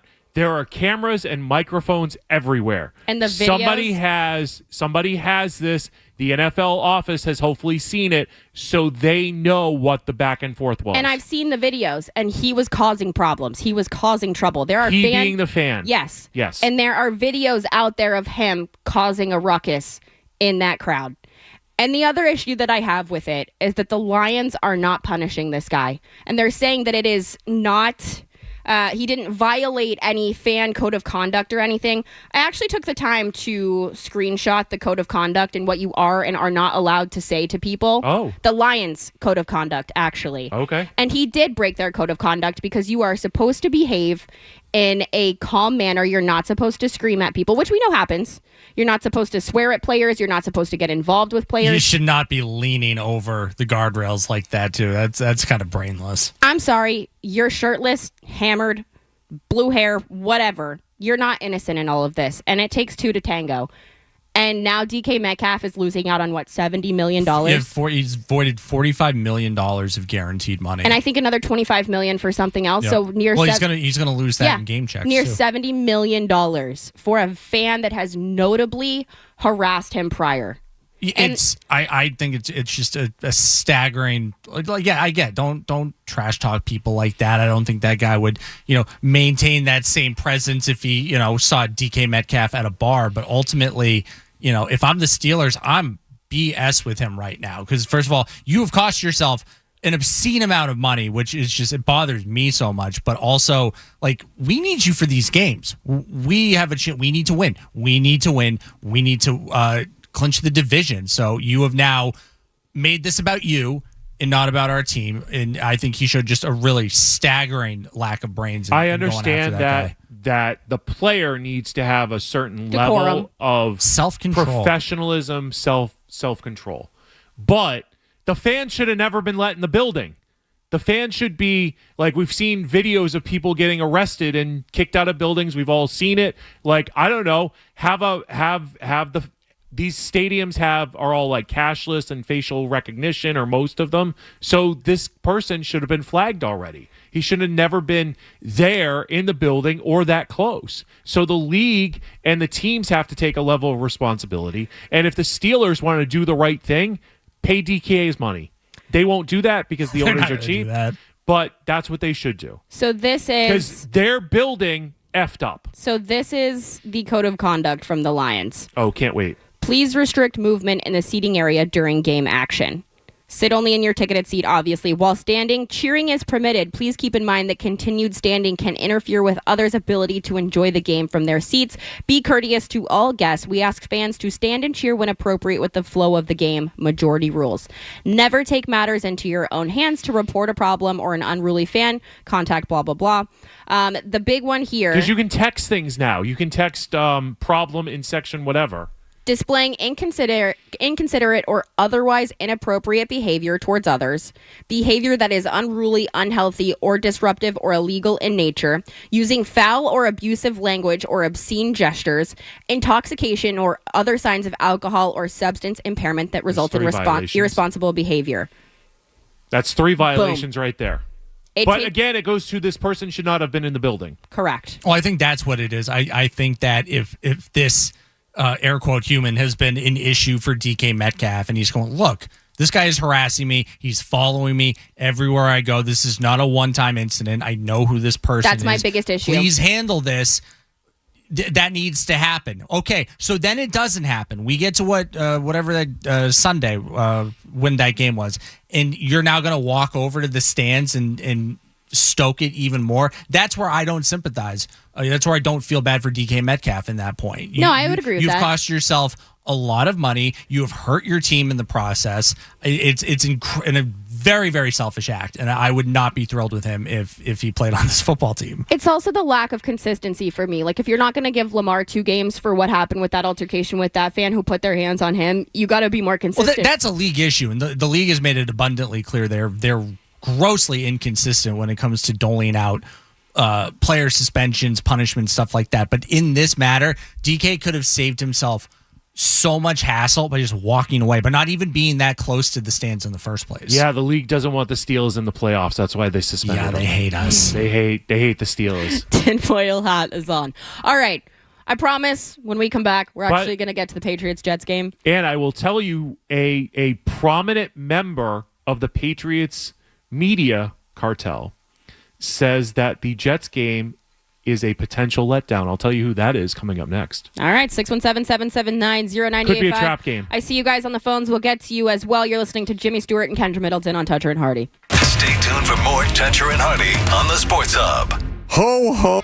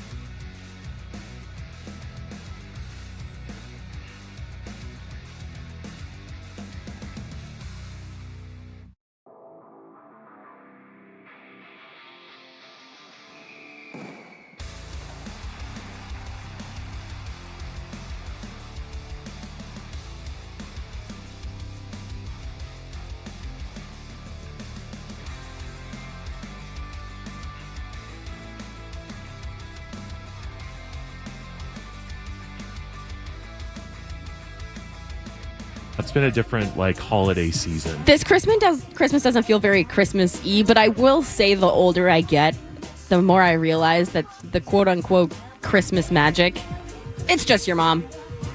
It's just your mom. Christmas magic is literally nothing else but your mother. She made it special. She made it cool. She did all the things. I think maybe that's my Christmas hot take. It's more about the kids. You get to watch them open up gifts and the joy and all the magic that is. That's how I feel about it. Okay, old man. I am an old man. I turned 45 in February. Wow. Yeah. 45.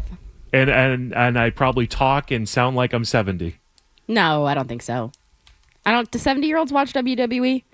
Oh, all the time. Yeah, all the time. Yeah, it's definitely higher age. The 55 plus for WWE is definitely the main range now. Would you say there's a younger crowd now? Are you surprised, or do you think that? Well, so that younger crowd's going to kind of slow down because they're not doing daytime events, and it's hard to take the 7-year-old to a show that starts at 8 o'clock and ends at 11. Fair. But they've got a show coming up in Worcester that I think is a 6 o'clock start, and that's about as early as they get. Okay. We'll take that. But I will say, to selfishly promote the Brook Casino, they have Kurt Angle coming soon. They do. January 3rd. January 3rd. I will not be there, but Kurt Angle is a great person. I will be there. Olympic gold medalist. Your Olympic hero, Kendra. And mine. And yours. Thank you. Very good. But Kurt Angle, good meet and greet at the Brook Casino up in Seabrook, New Hampshire. Also having David Ortiz up there on the 22nd of January. If anybody would like to attend that as well. I will and check out Nine Dragons. It's cooked to order Kowloon food. It's delicious. Shout out Andy Wong, King of the Nice List. King of the Nice List. All right, so we told you guys before we went to break that we were going to finally hit on this Patriots-Jets team. I'm very much in the camp that Monday, celebrate, talk about the game. Tuesday is kind of that breakdown. Maybe you watched it again. You had some time to digest how you feel. Wednesday, you turn the chapter. It's time to start looking ahead to your next opponent. So I want to talk about the Jets. You said that there was someone in the media who thinks that this might be a game that is a little bit tougher than it feels with the spread currently at 13.5. So the fifth craft son, as I call him, Mike Reese, because he was down at Gillette Stadium a lot. I love Mike Reese. Definitely at the top of the nice list. Might be the nicest person in Boston sports media. He releases on Twitter his kind of cleaning out the notebook from the Patriots' 28-24 win over the Ravens and looking ahead to the Sunday Jets. His 13th note, he says, quote, "The Patriots visit the 3-12 Jets on Sunday, and they'll have to fight human nature with a potential letdown." So Mike Reese, the fifth craft son, is talking about a potential letdown against the Jets. The Patriots are going for an undefeated road schedule, which hasn't happened in a long time, especially here. I don't know across the league if that's a regular thing where a team goes undefeated on the road. It feels like an anomaly. An anomaly? It's amazing they put a microphone in front of me. But you come off the win against the Ravens. Drake May, for 49 of those minutes, didn't look great. He looked good for 11. Aaron Glenn, high-level coach, high-level defensive guy. Could this be a trap game for the Patriots against the Jets? I don't think so. I think the Patriots are going to go in there and they're going to do their thing, but I will allow for the fact that the Patriots could get upset. So I have some thoughts on this, but I don't know if people have gotten your vibe check of how you feel after the game the other day. I was on with McCarthy the day after. I'm very much in the camp that great team win. You had adversity. You overcame it. Drake May had that comeback, fourth quarter after 3 quarters of bad football. But I am very much in the camp that if Lamar Jackson's in that game and they properly use Derrick Henry, you lose that one. But you didn't. Celebrate it. A win's a win. But on top of the injuries that you sustained in that game, I'm celebrating the win, but I'm probably like a little, ooh, I'm happy, but ooh, What is your vibe check? It's kind of more for me like they stole that game in Baltimore because Drake May he got it done. They got it done in the last 11 minutes of that game. But I go to, if you want to talk about strength of schedule, the Patriots have had the easiest schedule in the league this season. I believe that's still true. And they've won the games that they were supposed to. They probably shouldn't have beaten the Bills the first time, but they probably should have beaten the Bills the second time. So that balances out. They should win against the Jets. They should win against Miami. There's an argument to be made where they should be the number one seed. It's about health and playing well enough to win going into the playoffs. There's still a chance that they get the number one seed, which is what I'm hoping for. But the thing that scares me the most in the AFC, and these are questions that I have for you, are should I be scared of going to Denver? Should I be scared of the Jags? Should I be scared of Houston going forward? Because I still stand that if the Patriots stay healthy, I think they're going to play better than they have the last few weeks. The Patriots should be in San Francisco playing in the Super Bowl. You really think that? I do. Okay. Tell me why I'm wrong, Kendra. I just think that the injuries, first of all. Second of all, I'm not trying to take anything away from this Patriots team. They've kicked my ass in betting this year. They've outkicked every ounce of coverage that I expected them to. With Mike Vrabel coming in, I thought it was going to take another year for them to look like this. And I think they feel that way too. I do too. But the thing that makes me nervous is I get the sophomore quarterback, Super Bowl angle as well. But for me... Yeah, Tom Brady did this. For me personally... Yeah, look at his numbers. He's Tom Brady. Look, he's Tom Brady, except he can run faster. Patrick Mahomes, not in it. Joe Burrow, not in it. Lamar Jackson, looking like he's not going to be in it. The thing is that when you look at the current AFC playoff picture, yes, there are a lot of teams that are sitting here and you're like, okay, am I scared of the Steelers? No. Am I scared of the Bills? Yeah. Am I scared of the Texans? Yeah. Am I scared of the Chargers? No. When you run down the list, right?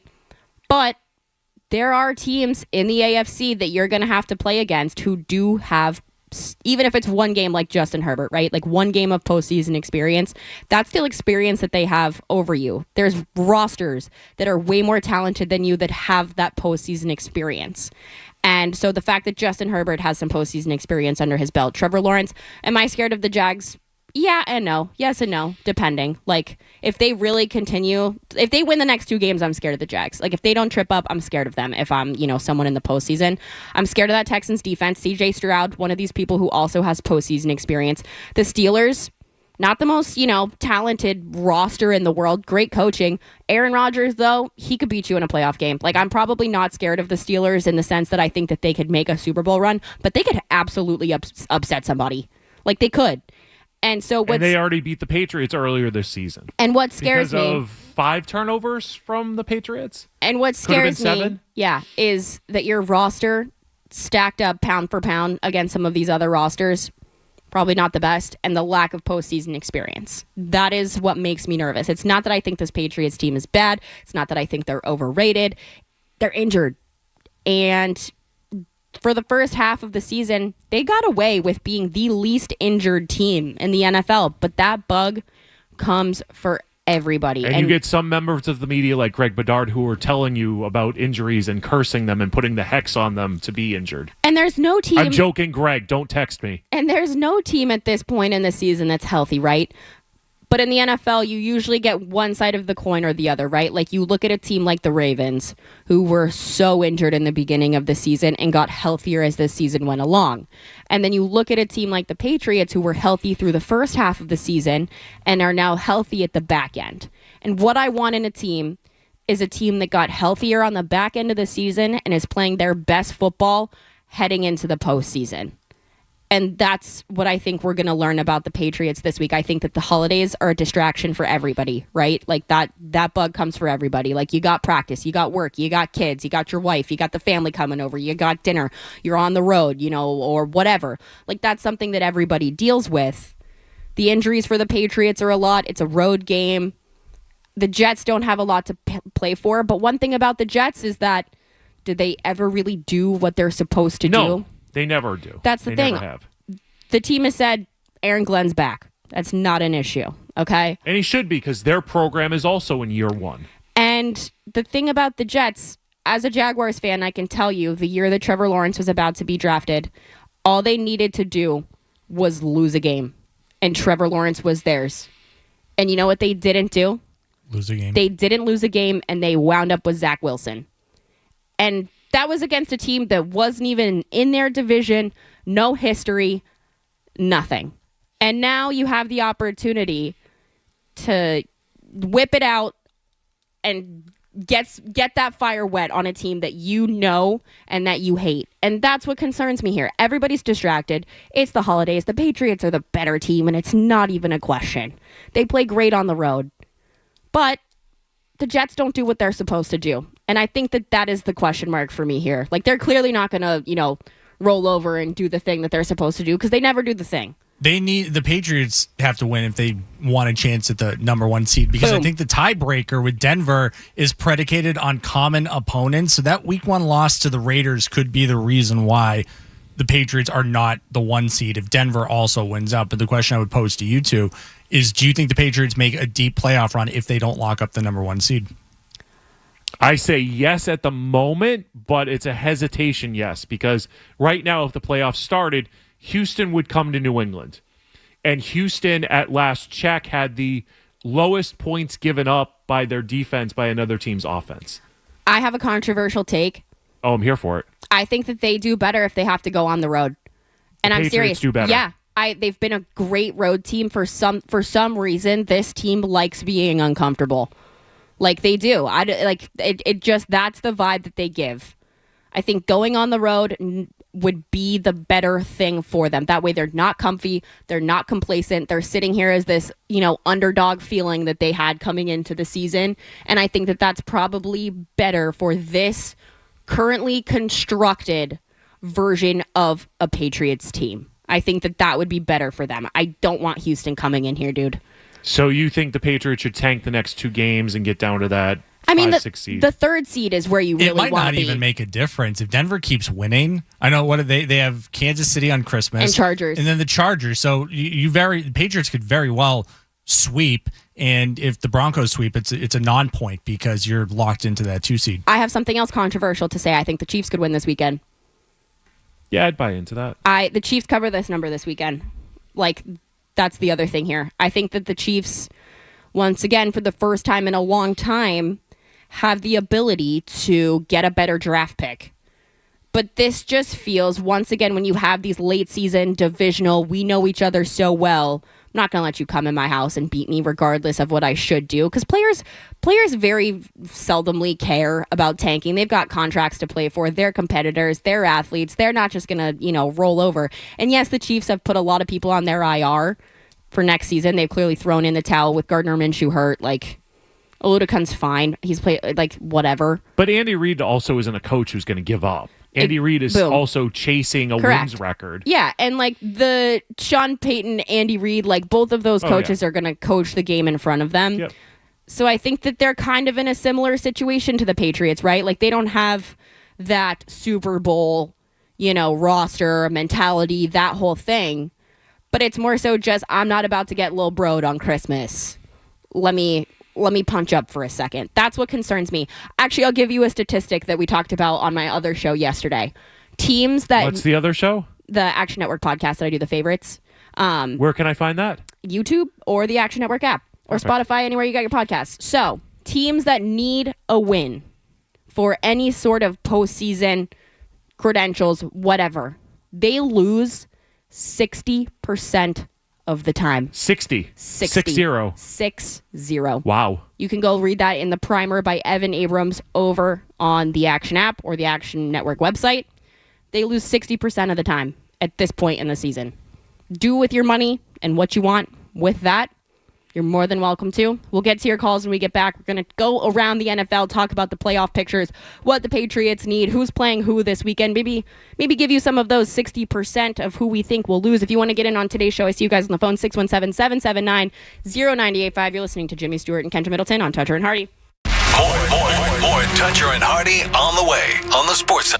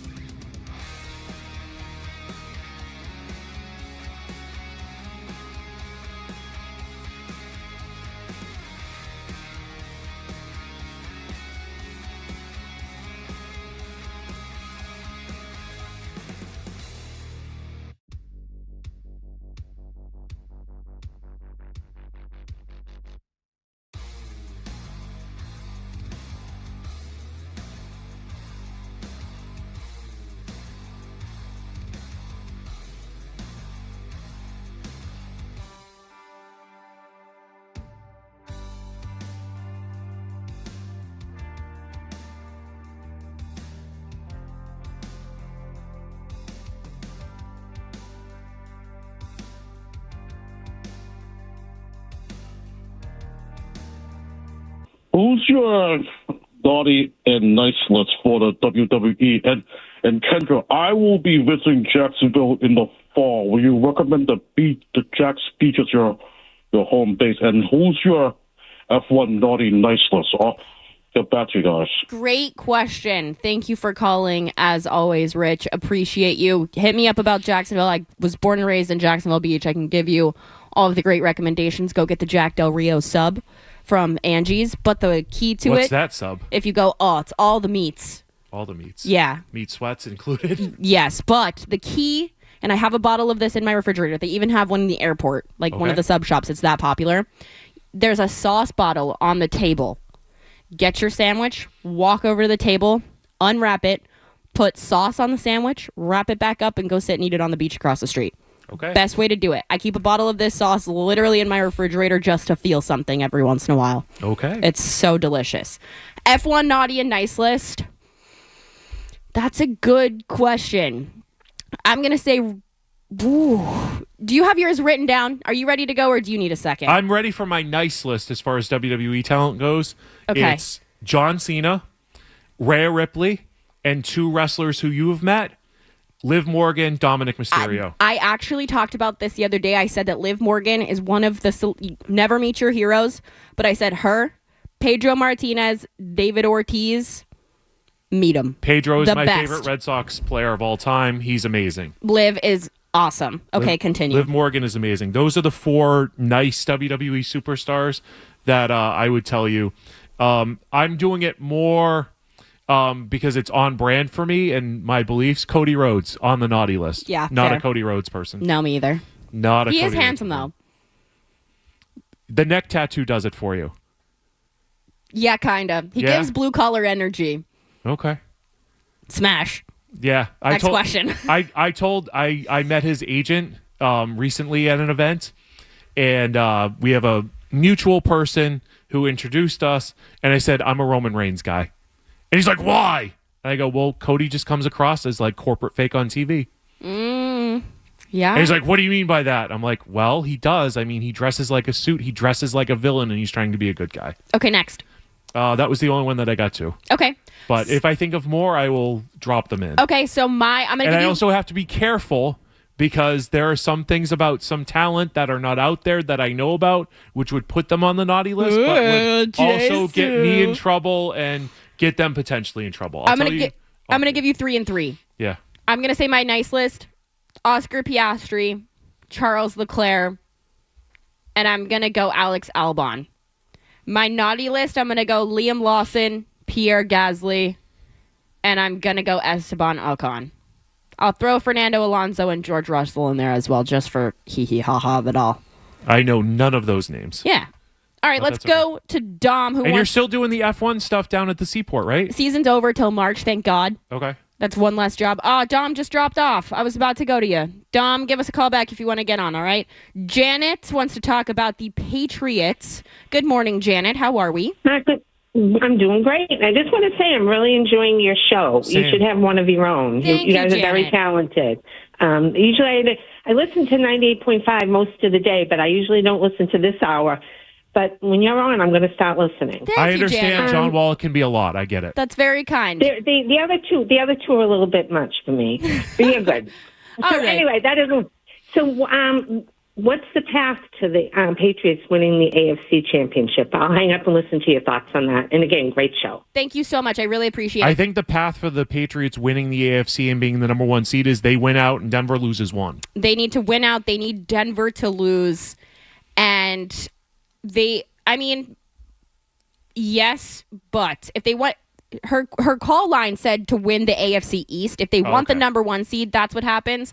But if it's just their division, you guys need... We're all Philadelphia Eagles fans this week. You, me, everybody. Because the Jags technically still also have a way to get there, which it is 8:30, and I'm just now bringing up the Jacksonville Jaguars for the first time. So I would like everyone to shut up and clap. Proud of you. Thank you. Thank you. Although we did mention them as the number 2 team because of Mike Reese earlier in the show. Yeah, but I didn't say anything That about was it. more That Mike was- Reese Yeah. bringing up the You're Jags. smiling. Yeah, 2.5 hours. Yeah. And I'm not in Jags garb today, so No, yes. you're not. Clap. Thank you. However, I just do as I'm told. we're... No, No, you don't. No, you do not. You are naughty list. Cole. However, we're all Philadelphia Eagles fans this weekend. After that, the Bills finish with the Jets. So this is the week for it. Yeah. If the Patriots win and the Bills lose, you've clinched the AFC East hat and t-shirt game. As far as the AFC in general is confused, you need Denver to choke. You need to win and you need Denver to choke. Which there is a scenario, just to interrupt, where Denver could clinch the number 1 seed, but they would need a lot of help. It would be a Denver win combined with a Chargers loss, a Patriots loss, a Buffalo loss, and a Jacksonville loss. Yeah, which not all of those things are not happening, especially I hope not. The Jags are playing the Colts. So we can use this as a segue to go around the NFL. I also would like to say, I do think it's weird that this Patriots, not to just talk about gambling, but also it's 8:30 and I haven't brought up gambling. So incredible job by me this morning. I'm very, thank you. Clap. This number is 13.5 for the Patriots this weekend. I do find that a little odd because when the Phillip Rivers thing came out with the Seahawks, that number wasn't even this high. So I think that that's a little strange. I get the Jets are having quarterback struggles of their own, but it's still an in-division game. That was not. This number is a little bit weird for me. No, and I think the last couple of big spreads, I think the underdogs have covered. I know you and I think we were both on Cleveland to cover the 10.5. I went 6-1 last week. Yeah, I think we had a good week on the over-under show. Yeah, that's right. Clap for making people money. But what was the point? I was just going to get distracted by JC's clapping. The spread. Nobody derails a segment better than I do. No, I do not put a lot of stock into big numbers in divisional games. I would always think of backing the underdog first. 13.5 is a huge number. I will definitely be keeping an eye on that as the week progresses. I don't know if I really trust either team right now. I know Kendra, Patriots still in bet jail. Yeah. Still in bet After jail. last week, I officially, even in the postseason, I'm not touching this team ever again. Yeah, it might be, you want to just enjoy Vlad the holidays and not McConkey, think about them. Patriots, prison, federal prison. For me, I think I got Grayson Allen, and that's it. Grayson Allen and Scotty Barnes. Those You two got guys. any bad beats from the season? Anybody's in bet jail for you? So until I am sponsored by a betting outlet, no bets for J Stu. You're no fun. No, I want to be paid for my betting. James, no fun, Stewart. Cole. That's fair. Boo! But Tomato! If somebody out there wants to renew their sponsorship with me, sponsorships are available. For Market Basket, hit me up. Let's make a sushi video. Hey, that's a collab, right? I'm actually going to do an entire... Here's my promise to you. Is this the rest of your day after 10 o'clock? No. My New Year's Eve, I'm going to take a huge gummy, and I'm going to do a Wegmans sushi mukbang. And I'm going to play Call of Duty. Okay, Kendra, while we're on this sushi thing, your top 5 sushi spots in Boston. Top 5? Fuji has to be up there. One of the most affordable spots still available for sushi. Karma. I really like Karma. They do a torched salmon where it comes to your table on fire and it's lightly torched and it has a nice glaze on it. That thing goes crazy. This is the Karma in Burlington? There's a couple of them, yeah. Karma has they really... They just opened one in Wellesley. Yep, good sushi. I got to really put some thought into this. Matsunori Hand Roll Bar. Their sister restaurant. Back Bay? Their sister restaurant, over in the Seaport. They do a matcha-tini. I got the virgin version of it with a cheese foam. Top bite. What is it with you and drinking cheese? When else did I drink cheese? You had a swampy martini cheese. with blue cheese a swampy blue cheese. Maybe, you know what? You're Charlie Kelly from It's Always Sunny in Philadelphia. You know what, Garvin? You just clocked my tea. Apparently, I do like to drink cheese. However, this cheese foam, life-changing bite of food for me this year. It's going to be in my top bites of the year review. The cheese foam goes so good. I'm going to say Matsunori and Mai are on there. And then I got to think about number 5. But I think I covered all the bases, whether you want a cheap, good, takeout sushi. Fuji would be my answer. If you want a mid... range sushi option, I would say Karma is good. And then if you want a hand roll, nicer dinner type of thing, I like Matsunori and I like Mai. Those would be my top sushi spots for sure. We just derailed this and conversation. And that has been our trip around the NFL. Yes. Thank you. How did we get Jay Stu? You both derail me to hell. Okay. The Jaguars. This is a morning show, so we just shoot the breeze, right? Oh my God, and it's Christmas Eve. Who cares? Isn't that what we do? Isn't that what the morning show? Isn't that what the Can we come back shows with do? Saint Brick Intro by Gucci Mane? That's a Christmas song. Die Hard Christmas movie. Go. Okay. We're going to hit a couple games. We'll hit a break, and then we'll come back and do the rest of them. We'll talk about some big AFC matchups. The Jaguars are taking on the Colts this weekend. Speaking of that betting line and the stat that I threw at you about teams that need wins, anything that's in division that you can get a good number on at this point in the year, I'm telling you guys now, just to preemptively get ahead of this, I'm not going to have a ton of bets this week. It feels like Thanksgiving, a lot of people on a short week. There's third-string quarterbacks in a third of the league. I'm going to spend more of my bankroll on the postseason. This number for the Jags getting to 6.5. I don't think the Colts win this game, but Phillip Rivers looked a lot better than I think any. Can we give Phillip Rivers his flowers? Also, how poetic for him to put the Chargers in the postseason. He looks great for 45-year-old grandfather. Guy. Yeah. Like, he's built like a refrigerator right now, and he is, like, hooping. He knows the game. He knows how to read a defense. He knows how to get it done. Let me ask you a question. Are you the same age as Phillip Rivers? 44? I'm 44, yes. So you currently. and Phillip Rivers are the same age. Yep. If you had 10 kids and you could get insurance for all 10 of your kids for 5 more years, would you go out there and play 4 football games? Yes. Oh, yeah. Easy. Absolutely. Like, that is... Especially since the league, Kendra, is right now its most quarterback-protected league. This is why Tom Brady lasted as long as he did. The body weight hit calls, yeah. Yep, absolutely. So, like, Tom Brady could come back tomorrow and play 5, 6, 7 games. I think the reason why Brady and other older quarterbacks have retired isn't because they can't go out there and do it. It's all the preparation that goes into them going out there and doing it. Yeah. Most of these older athletes, it takes them 3, 4, 5 hours just to get warmed up for the game, and then 3, 4, 5 hours just to cool down after the game. And their bodies just can't take it. But mentally, they're at the best that they can be. Yeah, that's why I faded Phillip Rivers last week. I was very much in the thought process that he just hasn't taken a hit in so long, and his body was probably just hurting in ways that it hadn't even when he was playing, just because when you're... Dude, I sleep on my neck wrong, and I wake up, and for the next 2 weeks, I'm like, oh, God, am I dying? I can't imagine sitting on my couch for 5 years and, the Seattle Seahawks defense coming after me. Like, I'm really all set with that. Thank you. So... But I think also he was coaching his kids, playing football, too. Yeah. So their running season's the Steichen over. offense. Yep. Their season's over, and he loves football, and... Sure, I'll take the paycheck. I'll take the health insurance. Shout out Father Phillip. We talked a little bit about the Broncos-Chiefs game and how this number feels insane. This is the Chiefs Super Bowl. Like, that's what this is this year. And that's how I think that they're going to treat it. I think that, like, NFL fans in general prayed so hard for the downfall of the Chiefs that it resurrected the Patriots dynasty. And people are wrong for rooting against the Chiefs. The Chiefs are a good foil. They're a good hero.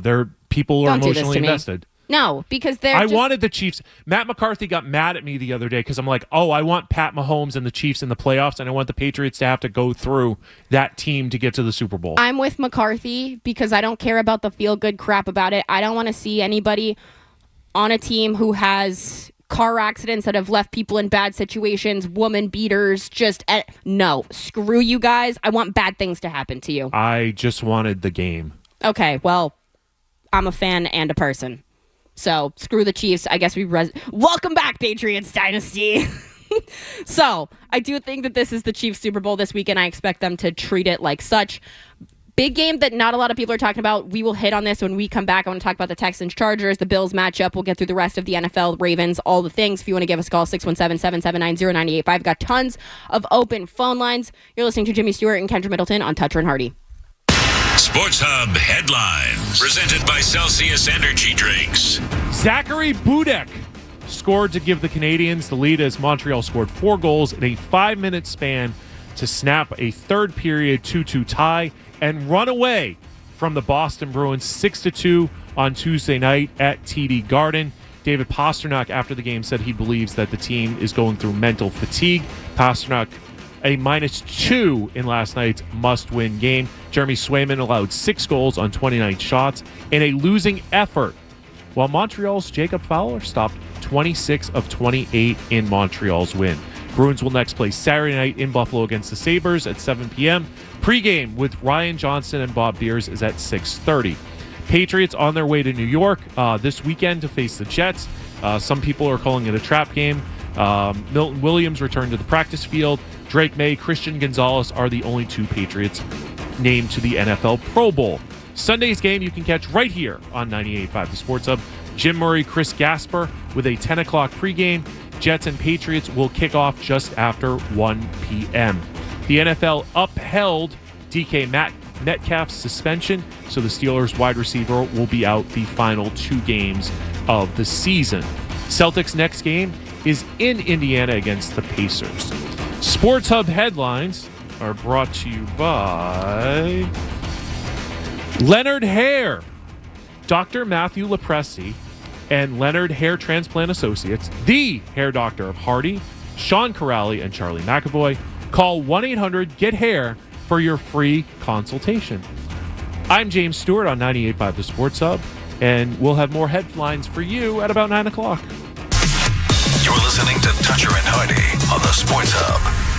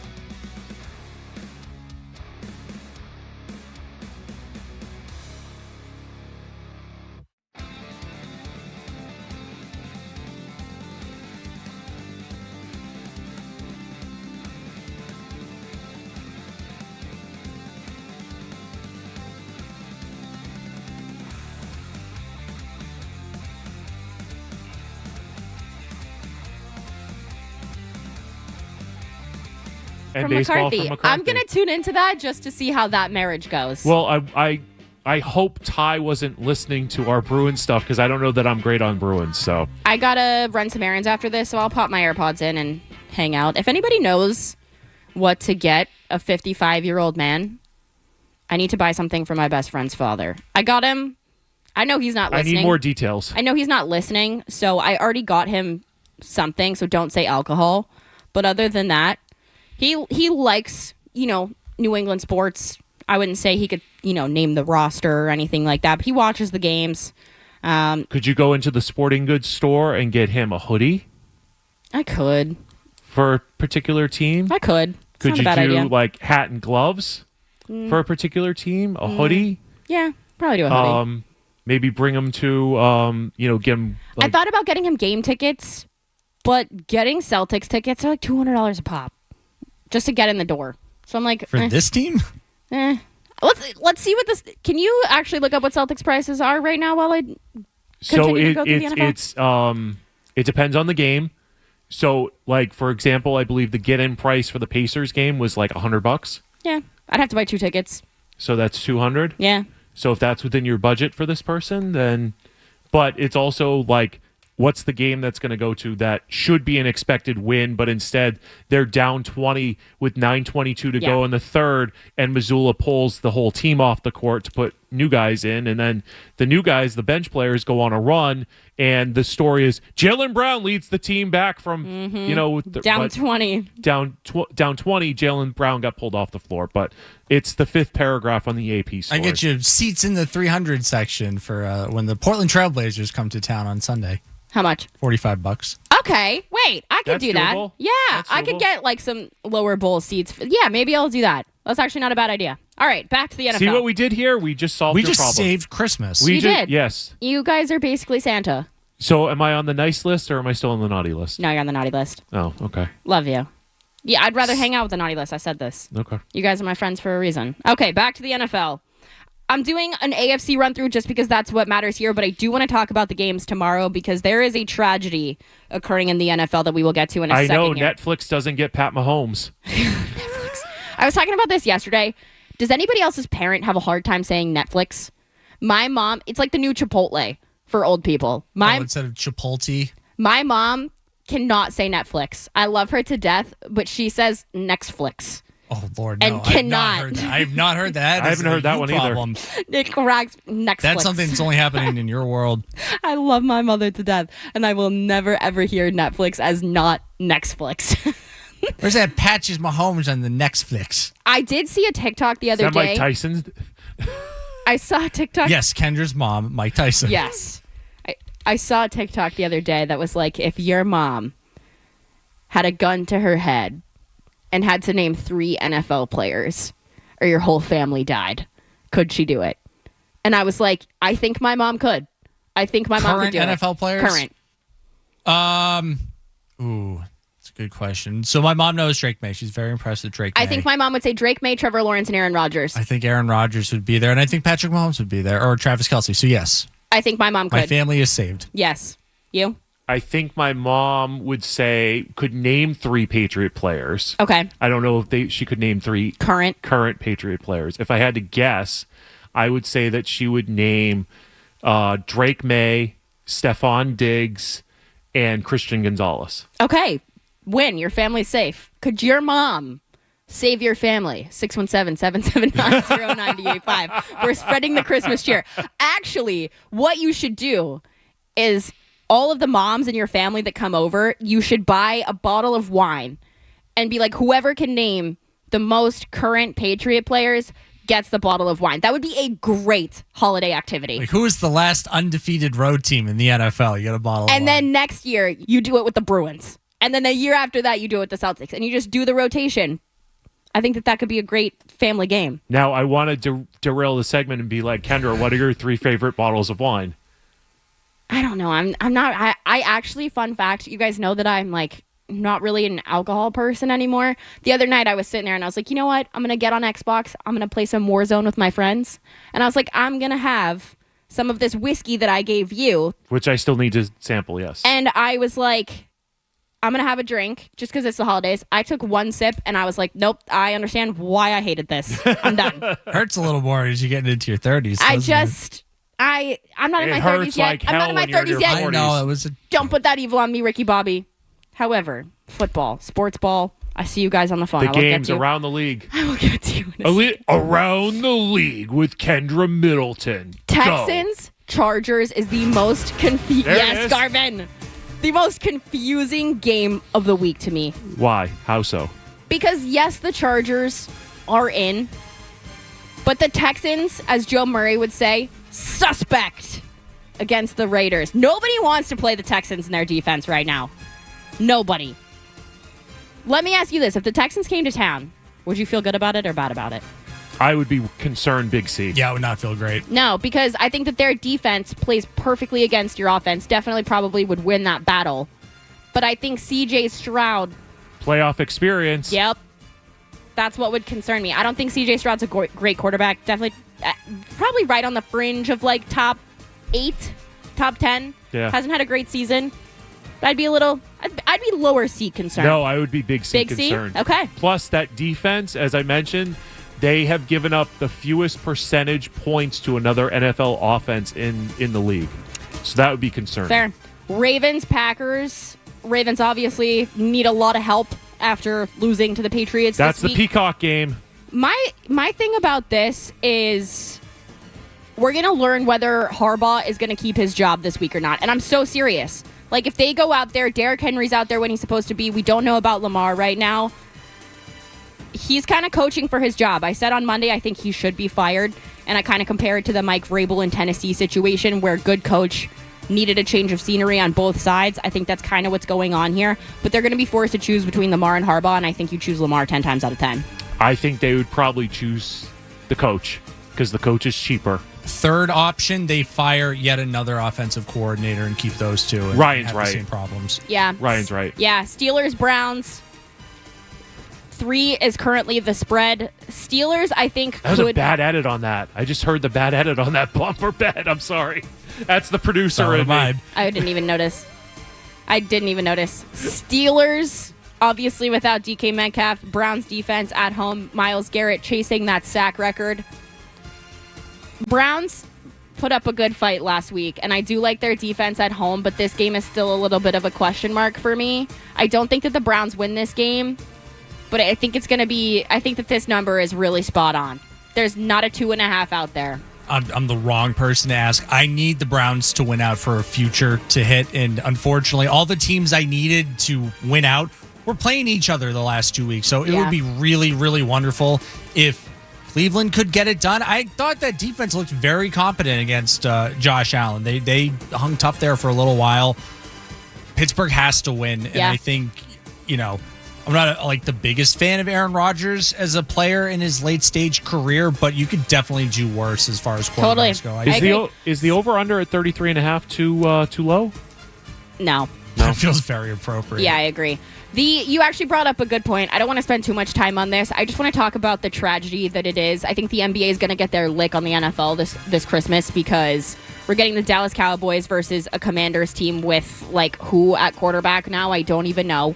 A crappy Lions team again. Shout out UNH, go Cats. Max Brosmer. We're getting Max Brosmer on we Christmas. Get the Josh Johnson experience in Washington we do. We are getting Josh Johnson.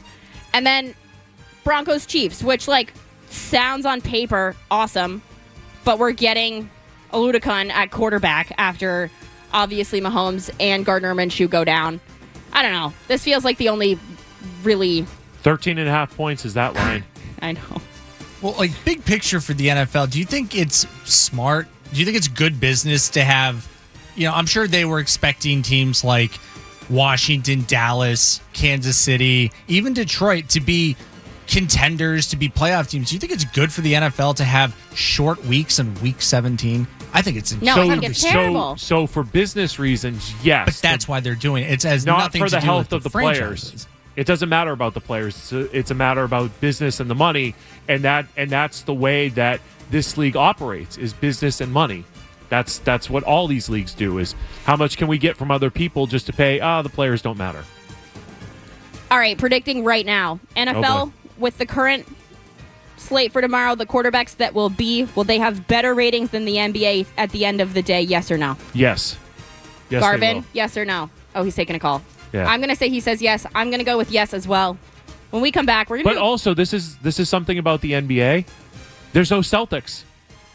Boston's a big market. You should have a Boston Christmas. Yeah, but it's hard for a Tatumless Celtics team to be on Christmas Day. I get it. I understand that, but still, like, I was talking to Skaz about this recently. Yeah. There should always be a Celtics-Lakers Christmas Day game. Yeah. 1 year it's in Boston. Mm-hmm. Yep. 1 year it's in LA. Yeah. That should always happen in the same way the Knicks always host a Christmas Or an Day NBA game. Finals rematch, like Yep. consistently, whatever. I'm with Yep. you. Garvin, NFL ratings higher or lower than NBA tomorrow? Oh, he's still on the phone. My bad. He's taking your calls. When we get It's back, okay. we will. Is that Chris Forsberg?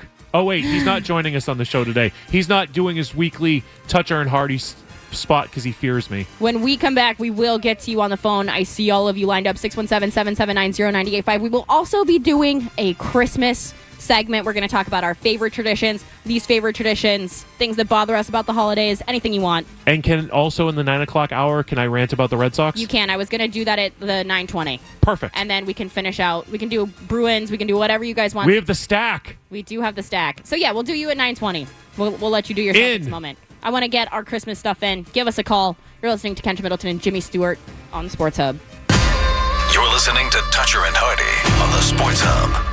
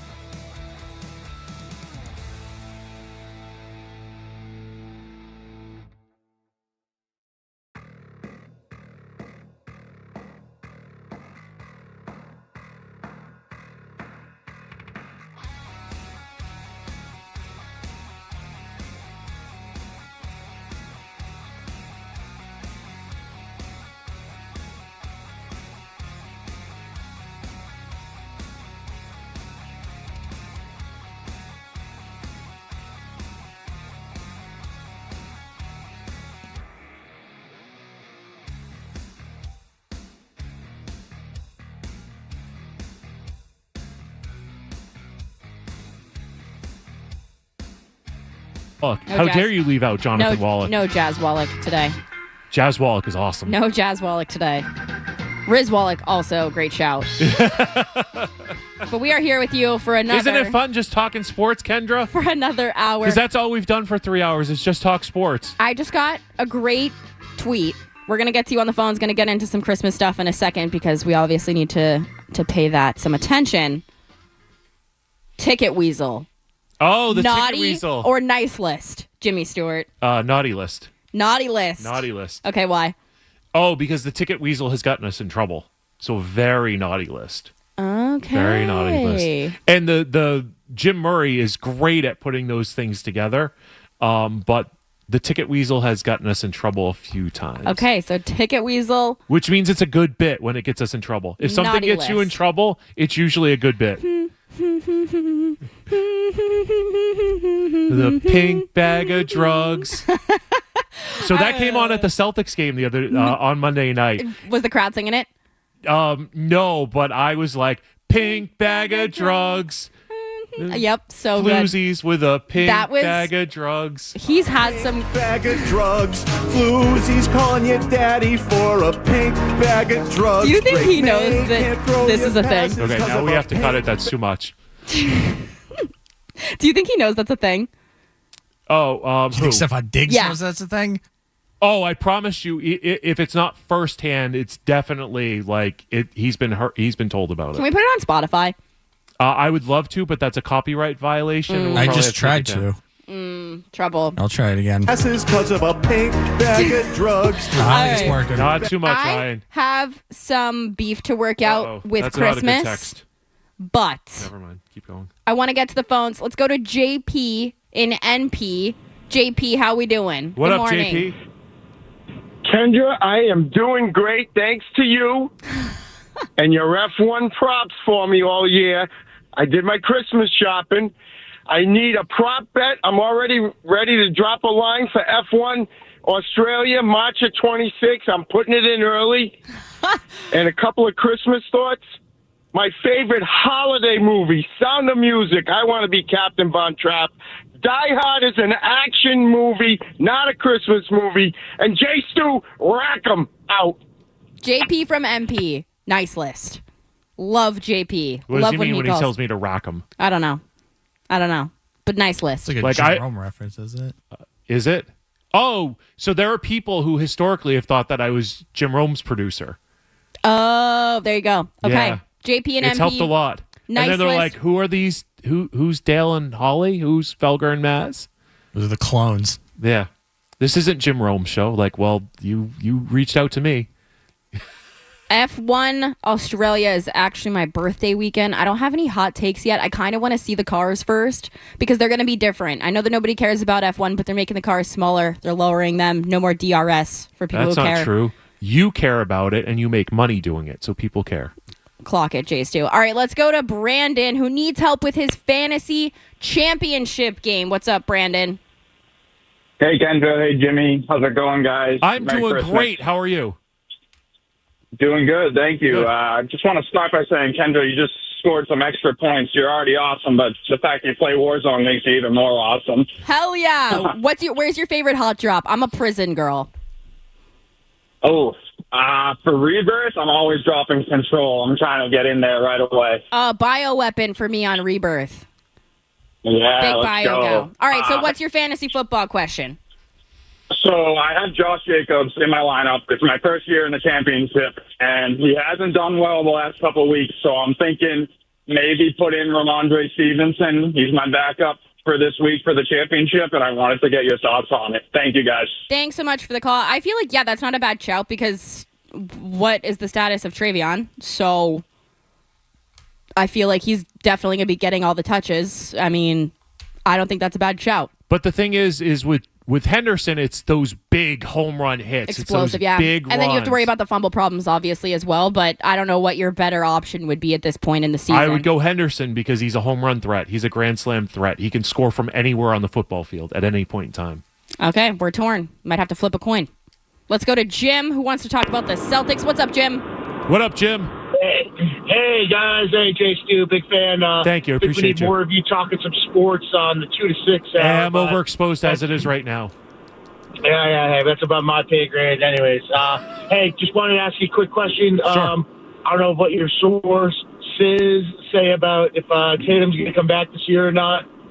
The bonus question is on Christmas Day tomorrow, you're going to be tuned in on NBA or NFL. I'll hang up and listen. Thanks a lot, guys. Take care. Thanks so much, Jim. I think Tatum's definitely coming back this year. I think Tatum's coming back. I think if Tatum, this is me guessing, if Tatum had his way, his goal would be February 1st. I think it's more likely that he's back around March 1st. But it's not just, here's the thing, is that the injury is healed. It's making sure that the muscles around the injury are up to being able to support it, because Tatum could come back and hurt something else. Those high ankle sprains, those Achilles things, those are tricky, but it's also got to be the muscle around it that is important. And that's why, like, he could be all healed up, the ankle, the Achilles, all that, but make sure that the strength is there in the leg also. So we did this. J. Stu, MD. You're welcome. We Boston. did this exercise. I don't know if it was on Monday or on my show, Garvin, where we looked at the schedule and talked about the time where we think it might be realistic for him to come back. Because, one, you obviously want it to be at home. And you want it to be probably against an easier opponent. And I'm thinking probably March. I think I looked at this a few months ago, and I think it was like March 3rd against the Bobcats. March 4th is going to be home against the Hornets. Then you're home against the Mavericks. Then you go on the road to Cleveland, on the road to the Spurs, on the road to the Thunder.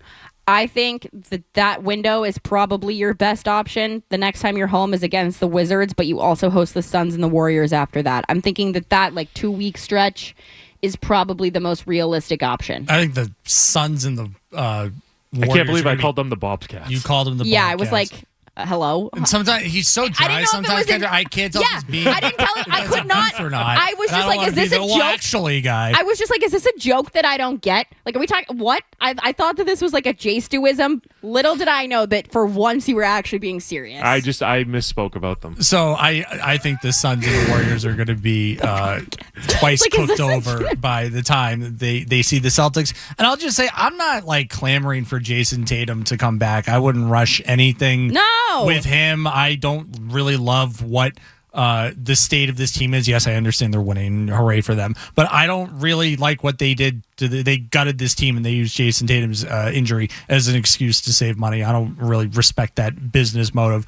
But he's going to come back, and hopefully they'll be at least competitive. And I would probably, if he does, I think that second week of March makes sense. They did no favors for themselves by posting that video of him working out the other day, because it got fans excited. It made them think that he's further along in this process. I don't care that he did a speed bridge. I don't care. It's an Achilles. You nurse that thing like a newborn freaking baby, okay?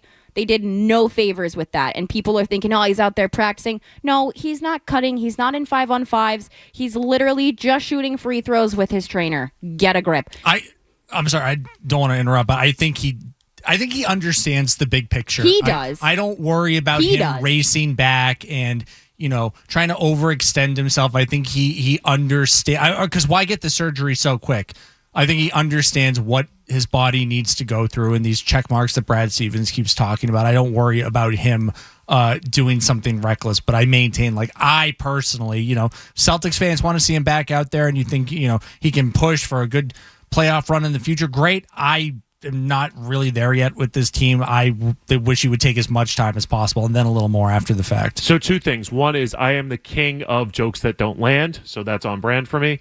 And it was so dry. I know. I was like, is this something I don't get? No. Who are the Bobcats? No, that's Jay Stu's brain, which is questionable at best. If I had to look at the schedule, and let's assume that it's a March return, I would go, he'll play against the Charlotte Hornets.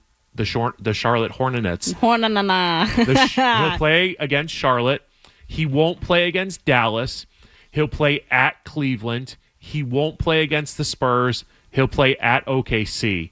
And then presumably that pitch count will wind him up to be a regular participant in most of the games going forward till the end of the season. That'd be my guess.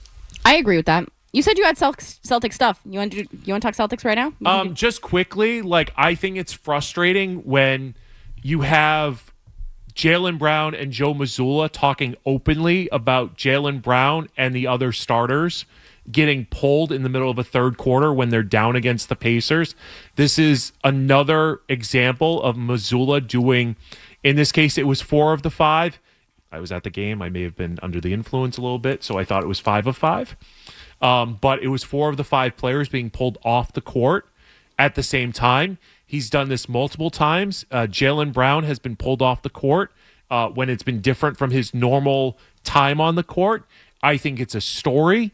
I think it's a big story. I think it's better. It should be better than the 5th paragraph of a story. And especially when you have the parties involved commenting about it on the record and Jaylen Brown is like, yup, Joe Mazzulla was right to pull me from the game. We weren't playing well. Agree. And it's an athlete, and Jaylen Brown, amazing athlete, smart, gets it. It's why Danny Ainge drafted him above Dragon Bender, Jamal Murray, Buddy Hield, is because Jaylen Brown gets it. He's one of the smartest basketball players in the league, and he understands why he's being pulled from the game. He understands it, and he wants to be coached hard. He's been consistent about this. And so Jaylen Brown, a top 15 player in the league, getting benched, getting pulled from a game, however you want to phrase it, is a big story, and it was not covered to my liking in this market. And it's frustrating because it's a real thing that happens, and everybody's like, yup, it happened. We can talk about it. Where's the pushback on it? I think, where's all? Yeah, I was gonna say I think that it was good coaching. I agree with him. He needed to kind of have a breather in that moment. He has put this team on his back, barely sat any nights while doing so, and that was kind of what made me upset when the whole Giannis situation was brought to light, was that people were like, oh yeah, JB for Giannis. It would have to be Jaylen Brown. Let's do Jaylen Brown, blah, blah, blah. Like, that's what it's going to have to be. Money, yada, yada. That just felt really disrespectful to have a conversation about shipping out a guy who has been, no questions asked, hard worker, putting this team on his back, putting this brand on his back this season because his partner has gone down, and he's keeping you guys in postseason contention with a bunch of G Leaguers. Okay? Like, let's call it what it is. It's Jaylen Brown, Derek White, and everybody Pritchard. else. Yeah, like, that's it. And the fact that this team, and listen, I'm not going to sit here and say that this team deserves more respect than they're getting, because obviously they're getting the respect for I know champions. that there are people with the Celtics who are saying that this team is overachieving by being the 3 seed, and I have never felt that way. If you have Jaylen Brown and Derek White as your 2 top players, you should be no less than the 4 seed in the East. I've been consistent about that. I looked at the league on paper, and the Cavs going into the season should be the number 1 seed. The Knicks, by default, they beat the Celtics. They had a coaching change. They're probably going to get Giannis. So I have settled into the Knicks should have been the 2 seed. The Celtics should be 3 or 4. And I think 3 because I think Mazzulla is a good coach. I think he's a really good coach. Jaylen Brown, top 15 player. Derek White, top 30 player. And they're going to make them all better. They started out slow because Derek White is a catch-and-shoot three-point shooter. He's not somebody who's going to create his own shots. Peyton Pritchard undershot during the first part of the season. Derek White did the same thing.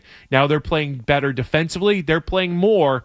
So I felt to start the season that Jaylen Brown was leading Jason Tatum's team.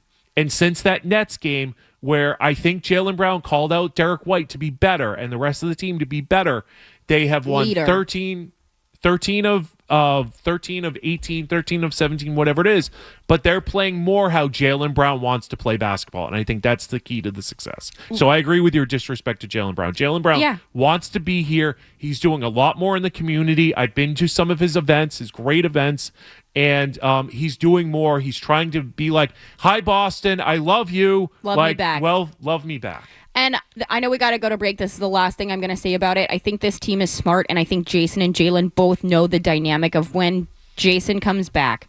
It's not a question of if it's his team overall and he's their leader, but I think he's very much going to play that 2 role until he's back, adjusted, fully ready to go in the same way that we saw him do in that finals when he realized that his shots weren't hitting in the same way that Jalen's were. He let Jalen cook and they won a championship because of it. I think they've played together long enough to know that that's the dynamic that's going to have to be for a while for them to be successful in this postseason. Yeah, and so what they have done, what Tatum and Brown did and have done, is something that a lot of NBA veterans and older players haven't figured out. Hey, like, I know I'm the franchise star being Tatum, but Jalen's got it going, so let's defer to that. That was the key to the Celtics winning in 08, is everybody took a lesser role and they put it together for team basketball. Yep. All right, we're going to hit a quick break, I promise. I told you guys I had some Christmas pet peeves and some tradition stuff I want to talk about. 617-779-0985 if you want to talk about any of the plethora of topics we have gotten into today.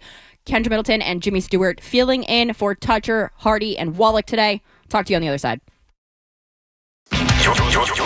You're listening to Toucher and Hardy on the Sports Hub.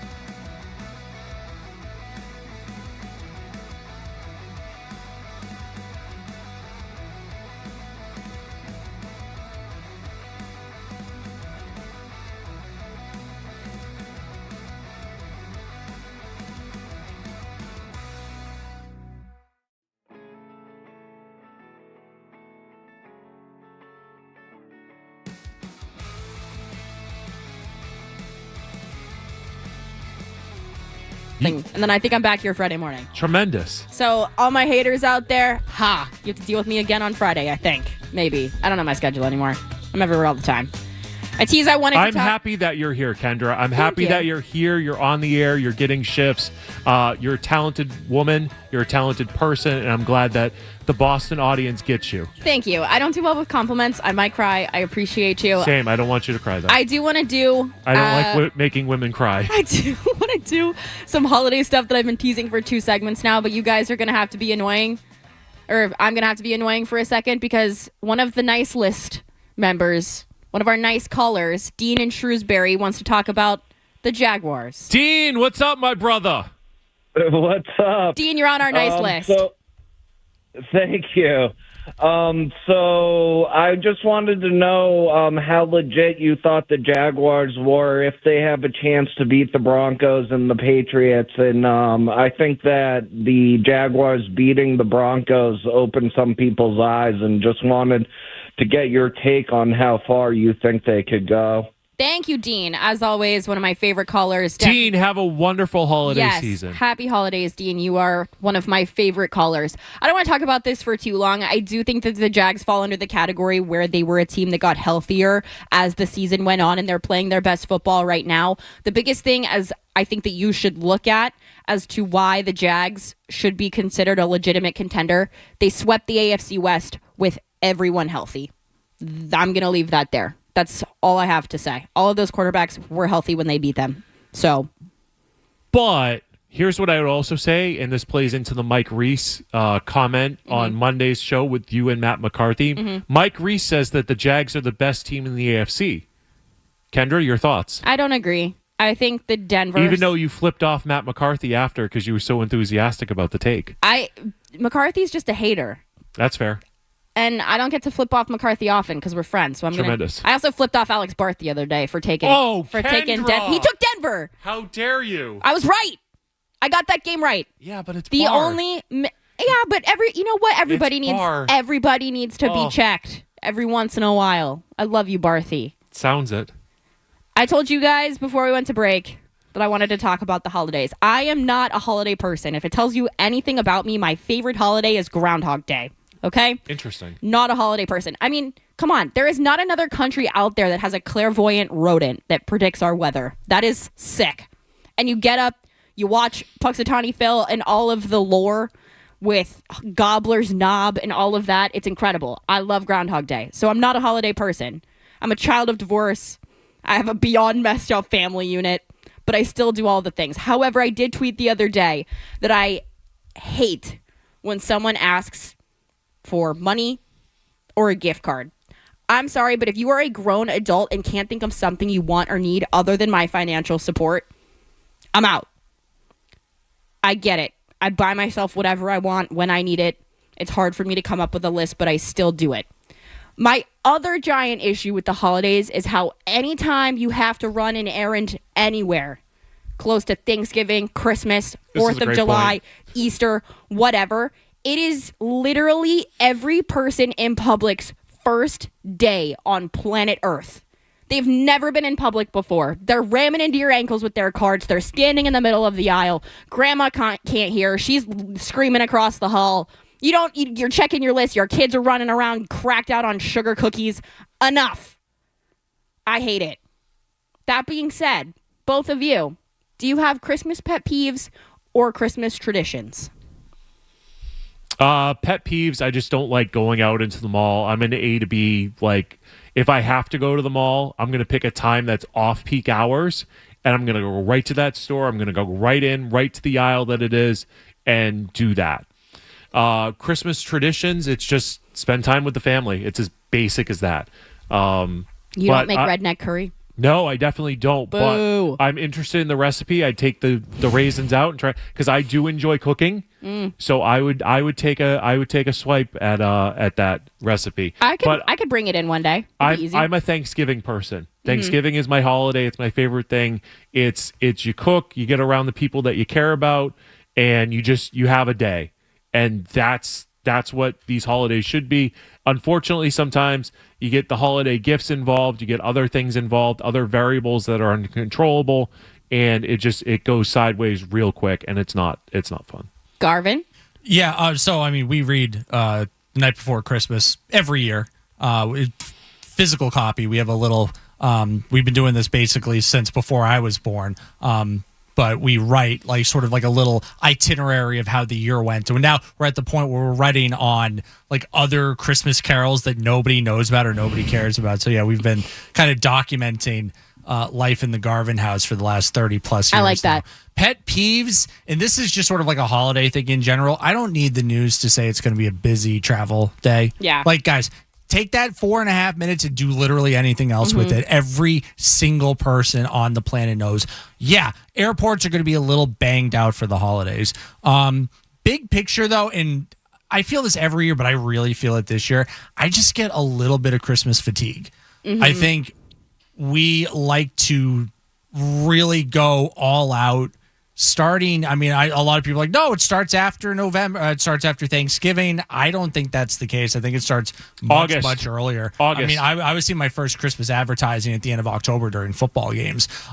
So for me, it's a lot. I don't have a problem. I think, if this is a time of year that's, special and important to you, I hope you have like really, really great holidays. I just think this year for me, I'm worn out on the Christmas stuff. The Christmas stuff I really do like. I love a Charlie Brown Christmas. Yeah. A lot of the rejoiners I've been playing today are definitely more like funky, soulful, upbeat stuff. I'm tired of the same old Christmas songs I hear every single year. That's my speed. Mariah that's my Carey. style. I don't need the old stuff, Give me the Charlie Brown Christmas CD all day. That's Just put it on in the background. and the stuff I've been playing coming back from the show. I'm good with that.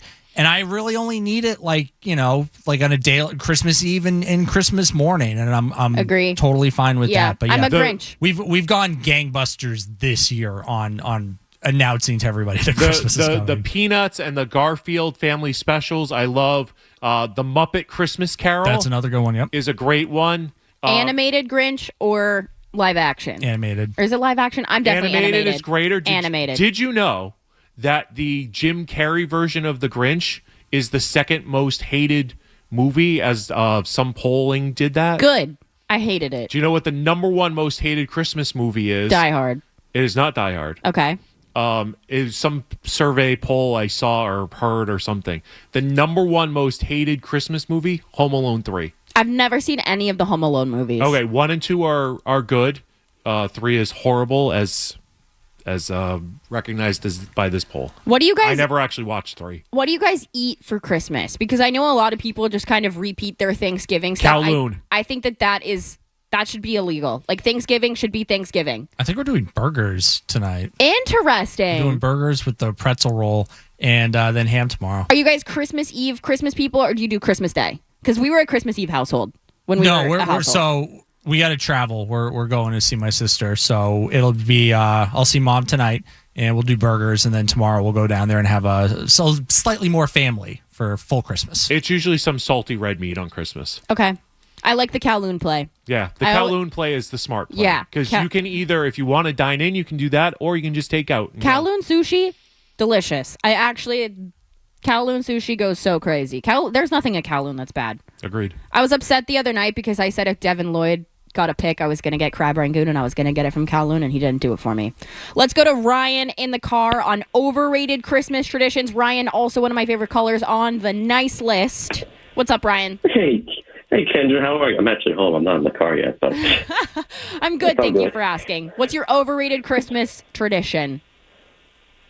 So mine would be probably just like listening to hearing Christmas songs. Maybe I've become a Grinch as I've gotten older, but I used to really enjoy it when I was younger, to have a good time. But maybe it's just the fact that if people didn't just put out stuff like, I see stuff in like September, even October, just like trying to get Christmas out. They don't want to talk about Halloween. They don't want to do anything for Thanksgiving. It's all Christmas, Christmas, Christmas with this big push, and I can't stand it, It used to be one of my favorite times of year, but I don't know what it is. It's all about the money, I guess, with these companies nowadays. Consumerism is ruining the holidays. Thank you for your call. I agree. It's really just ruining everything. It's called the golden market. It's a phenomenon that started, I think, back like the 70s or the 80s, where companies realize, we got to get our Christmas commercials out earlier so we can attract more people to come in and save money and shop at our stores. And it just gets earlier and earlier and earlier because they're all competing with each other. Everything's a business now, and it's terrible. Embrace debate. What day does the Christmas tree come down? I like our little tree this year. I'm team fake tree. Probably after New Year's, maybe that first weekend after New Year's. I know the Monday is the 5th, I think, so maybe it'll be a little longer after that. But yeah, probably like the week after. The usually, or cities and towns usually have 2 tree disposal days. It's got to come down before that second tree disposal day. Otherwise, you're on the hook for it. So that's no later than January 10th, 11th, 12th, 13th. I'm team it comes down New Year's Day, because you get that, you go out New Year's Eve, or you don't, you stay at home, you get that day off, you take it down, it's over, it's done. You can put it outside when you need to. You decorate for Groundhog Day or Valentine's Day, and you move on. What decorations does one put up for Groundhog's Day? I don't know. Maybe I will this year. I think you should. Jackson does have a groundhog toy. I filter out his bandanas and his toys for holidays. He has a groundhog toy instead of a bandana because it's hard to find like a groundhog bandana. Jackson? My dog. Oh, okay. He has a bandana for Thanksgiving that's my favorite, and it says Leg Day, and it has a turkey leg on it. I think that one's pretty cute. Maybe I'll see if I can find some decorations this year. That's actually not a bad idea. Now, when do you get the lights down? Because I'll wait until it's like 50 degrees until I start taking Christmas lights down outside. Some people just leave them up all year, and you know what? The older I get, the more I'm like, you know what? Hell yeah, as Scott Zolak would say. All right, let's get the headlines here. When we come back, I don't know. What do you want to do? I want to pay off the Red Sox tease that I started in 6:15. Stack coming up. Because Matt McCarthy, I think, is going to use it for his show coming up. So we'll do the stack. We'll do Jace Drew's Red Sox. If you want to give us a call, 617-779-0985. Final segment of Kendra and Jimmy filling in for the guys. You're listening to the Sports Hub. Sports Hub headlines presented by Celsius Energy Drinks. The Montreal Canadiens scored 5 straight goals, including 4 in the third period, to defeat the Boston Bruins 6-2 at TD Garden. Elias Lindholm appeared to score with 4.7 seconds left in the second period. That goal was waved off. Challenge, no challenge, still don't understand why. I still haven't gotten a clarification on that. Maybe it's out there and I just haven't seen it, but it's frustrating. Jeremy Swayman allowed 6 goals on 29 shots in the losing effort. Bruins will next be in Buffalo on Saturday night against the Sabres. 7 p.m.-ish puck drop pregame with Ryan Johnson and Bob Beers at 6:30. Patriots play the Jets on Sunday. Milton Williams returned to practice yesterday. Pro Bowlers, there are 2 Patriots, Drake May, Christian Gonzalez, are on the NFL's Pro Bowl list. Sunday's Patriots-Jets game will kick off just after 1 p.m. on Sunday. Coverage here on 98.5 The Sports Hub begins at 10 a.m. with Jim Murray and Chris Gasper. And that's all we're going to do for headlines right now. And these Sports Hub headlines are brought to you by St. Annie's Credit Union. Financial milestones. I don't know what. It's fine. They're brought to you by St. Annie's Credit Union. Let St. Annie's help. Visit StAnnies.com. I'm James Stewart. I fumbled that headline tag read, so I apologize. Your next look at the headlines are a little after 10 o'clock. Toucher and Hardy, 98.5 The Sports Hub. Why drive when you can ski?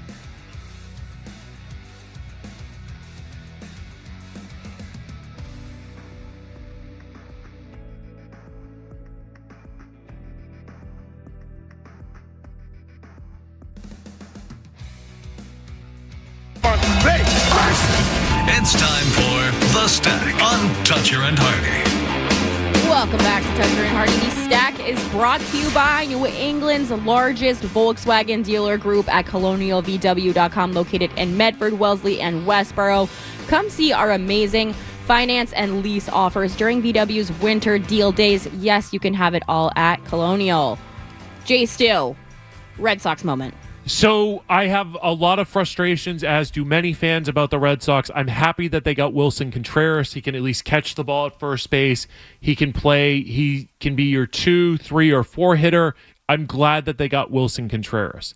But they need, at the bare minimum, to get back Alex Bregman. They need somebody to play third base, because right now your infield is Contreras at first, Story at short.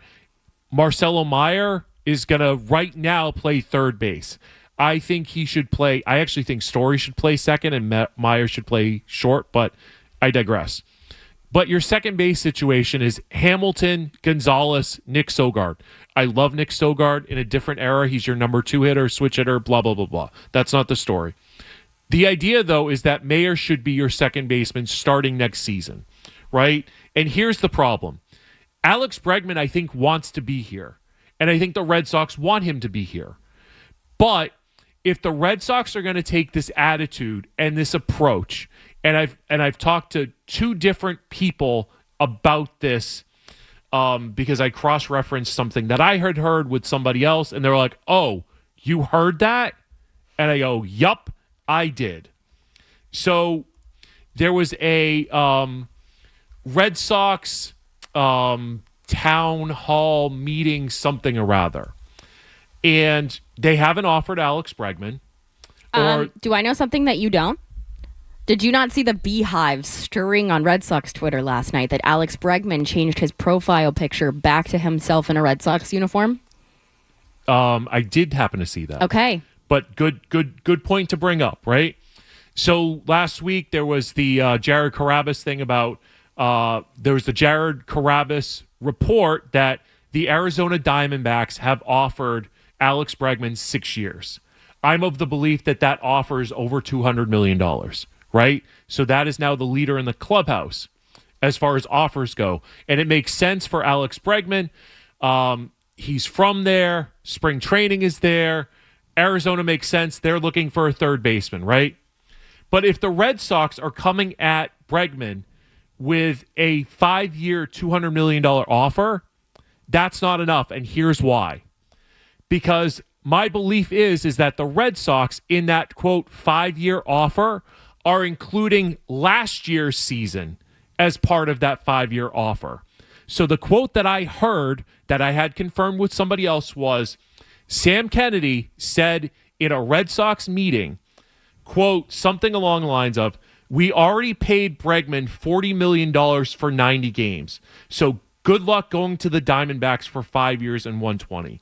So if the Red Sox have a 5-year, $200 million offer on the table for Bregman, and they already count the 90 games he played for them last year, my math is correct. That's 4 years, 160. Bregman does not come back to Boston for 4 years and 160.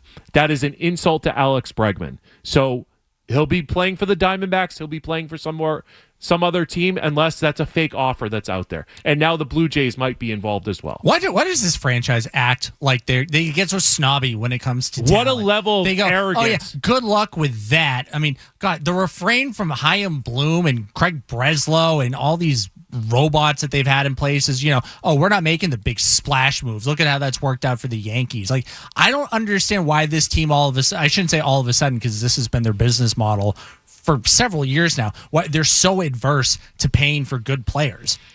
But here's the other thing that's insulting, and nobody has shot this down yet. So, and everybody talked to says, "Oh, you're right," but none of the actual reporters can actually go on because they're protecting people or whatever. Go on the record with it. But the Pete Alonso offer, I believe, was 3 years, $85 million, plus a 4th year at $35 million. He signed with the Orioles for $5 and $150, which could get to $5 and $185. Do I want to spend that on Pete Alonso? No, I don't. But if you want to go into free agency, you have to pay free agency prices.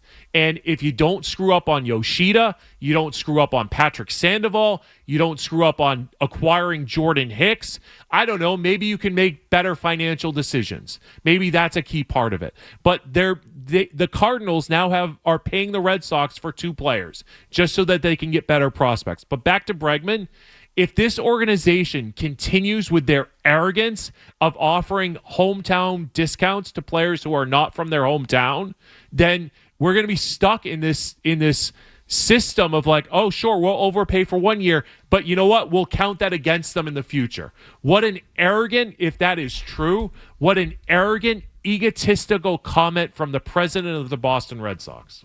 I mean, hey, they did sell the Penguins so that they could invest in their soccer team, though, right? But I mean, I'm at the point where I want to nickname Sam Kennedy Scam Kennedy. Ooh, I like that, Jay Stu. I really hope that all the people that were doing backflips and crapping on people like me that were a little more pragmatic about the direction of this team, who were like, yeah, eat John Henry, you post that cigar picture, over getting Alex Bregman for a year when he had 2 opt-outs. Like, I really, really, really make this my Christmas miracle. Hold these creeps accountable. This is unacceptable rhetoric from a team that is absolutely in a position to go out and bring in good talent. Like, I'm sure you guys saw the quotes from Craig Breslow as far as like, we're still going to be in on a bat. We're probably looking more bat, maybe more bullpen help. I am led to believe that they think they have their number 2 pitcher in this system. Like, see, I don't believe that they do, Ryan. You don't think they think? No, I think that they are trying to get a bigger name number 2, but they're going to fail because the Craig Breslow value chart for trades is so unrealistic across the league. And I've talked to people around the league who are like, he's asking for too much for something, and we don't like their players anyway. So these Baseball America rankings are irrelevant to other teams because Breslow thinks that they're worthwhile. Look at the teams that he's done deals with. Right? The Cardinals, he did a deal for Nick York with the Pirates. Like, all these deals are less than with the White Sox. And I don't even think he wanted to trade Kyle Teal because of the value chart. Have a weekend. Toucher and Hardy will be back on Monday on the Sports Hub. Men,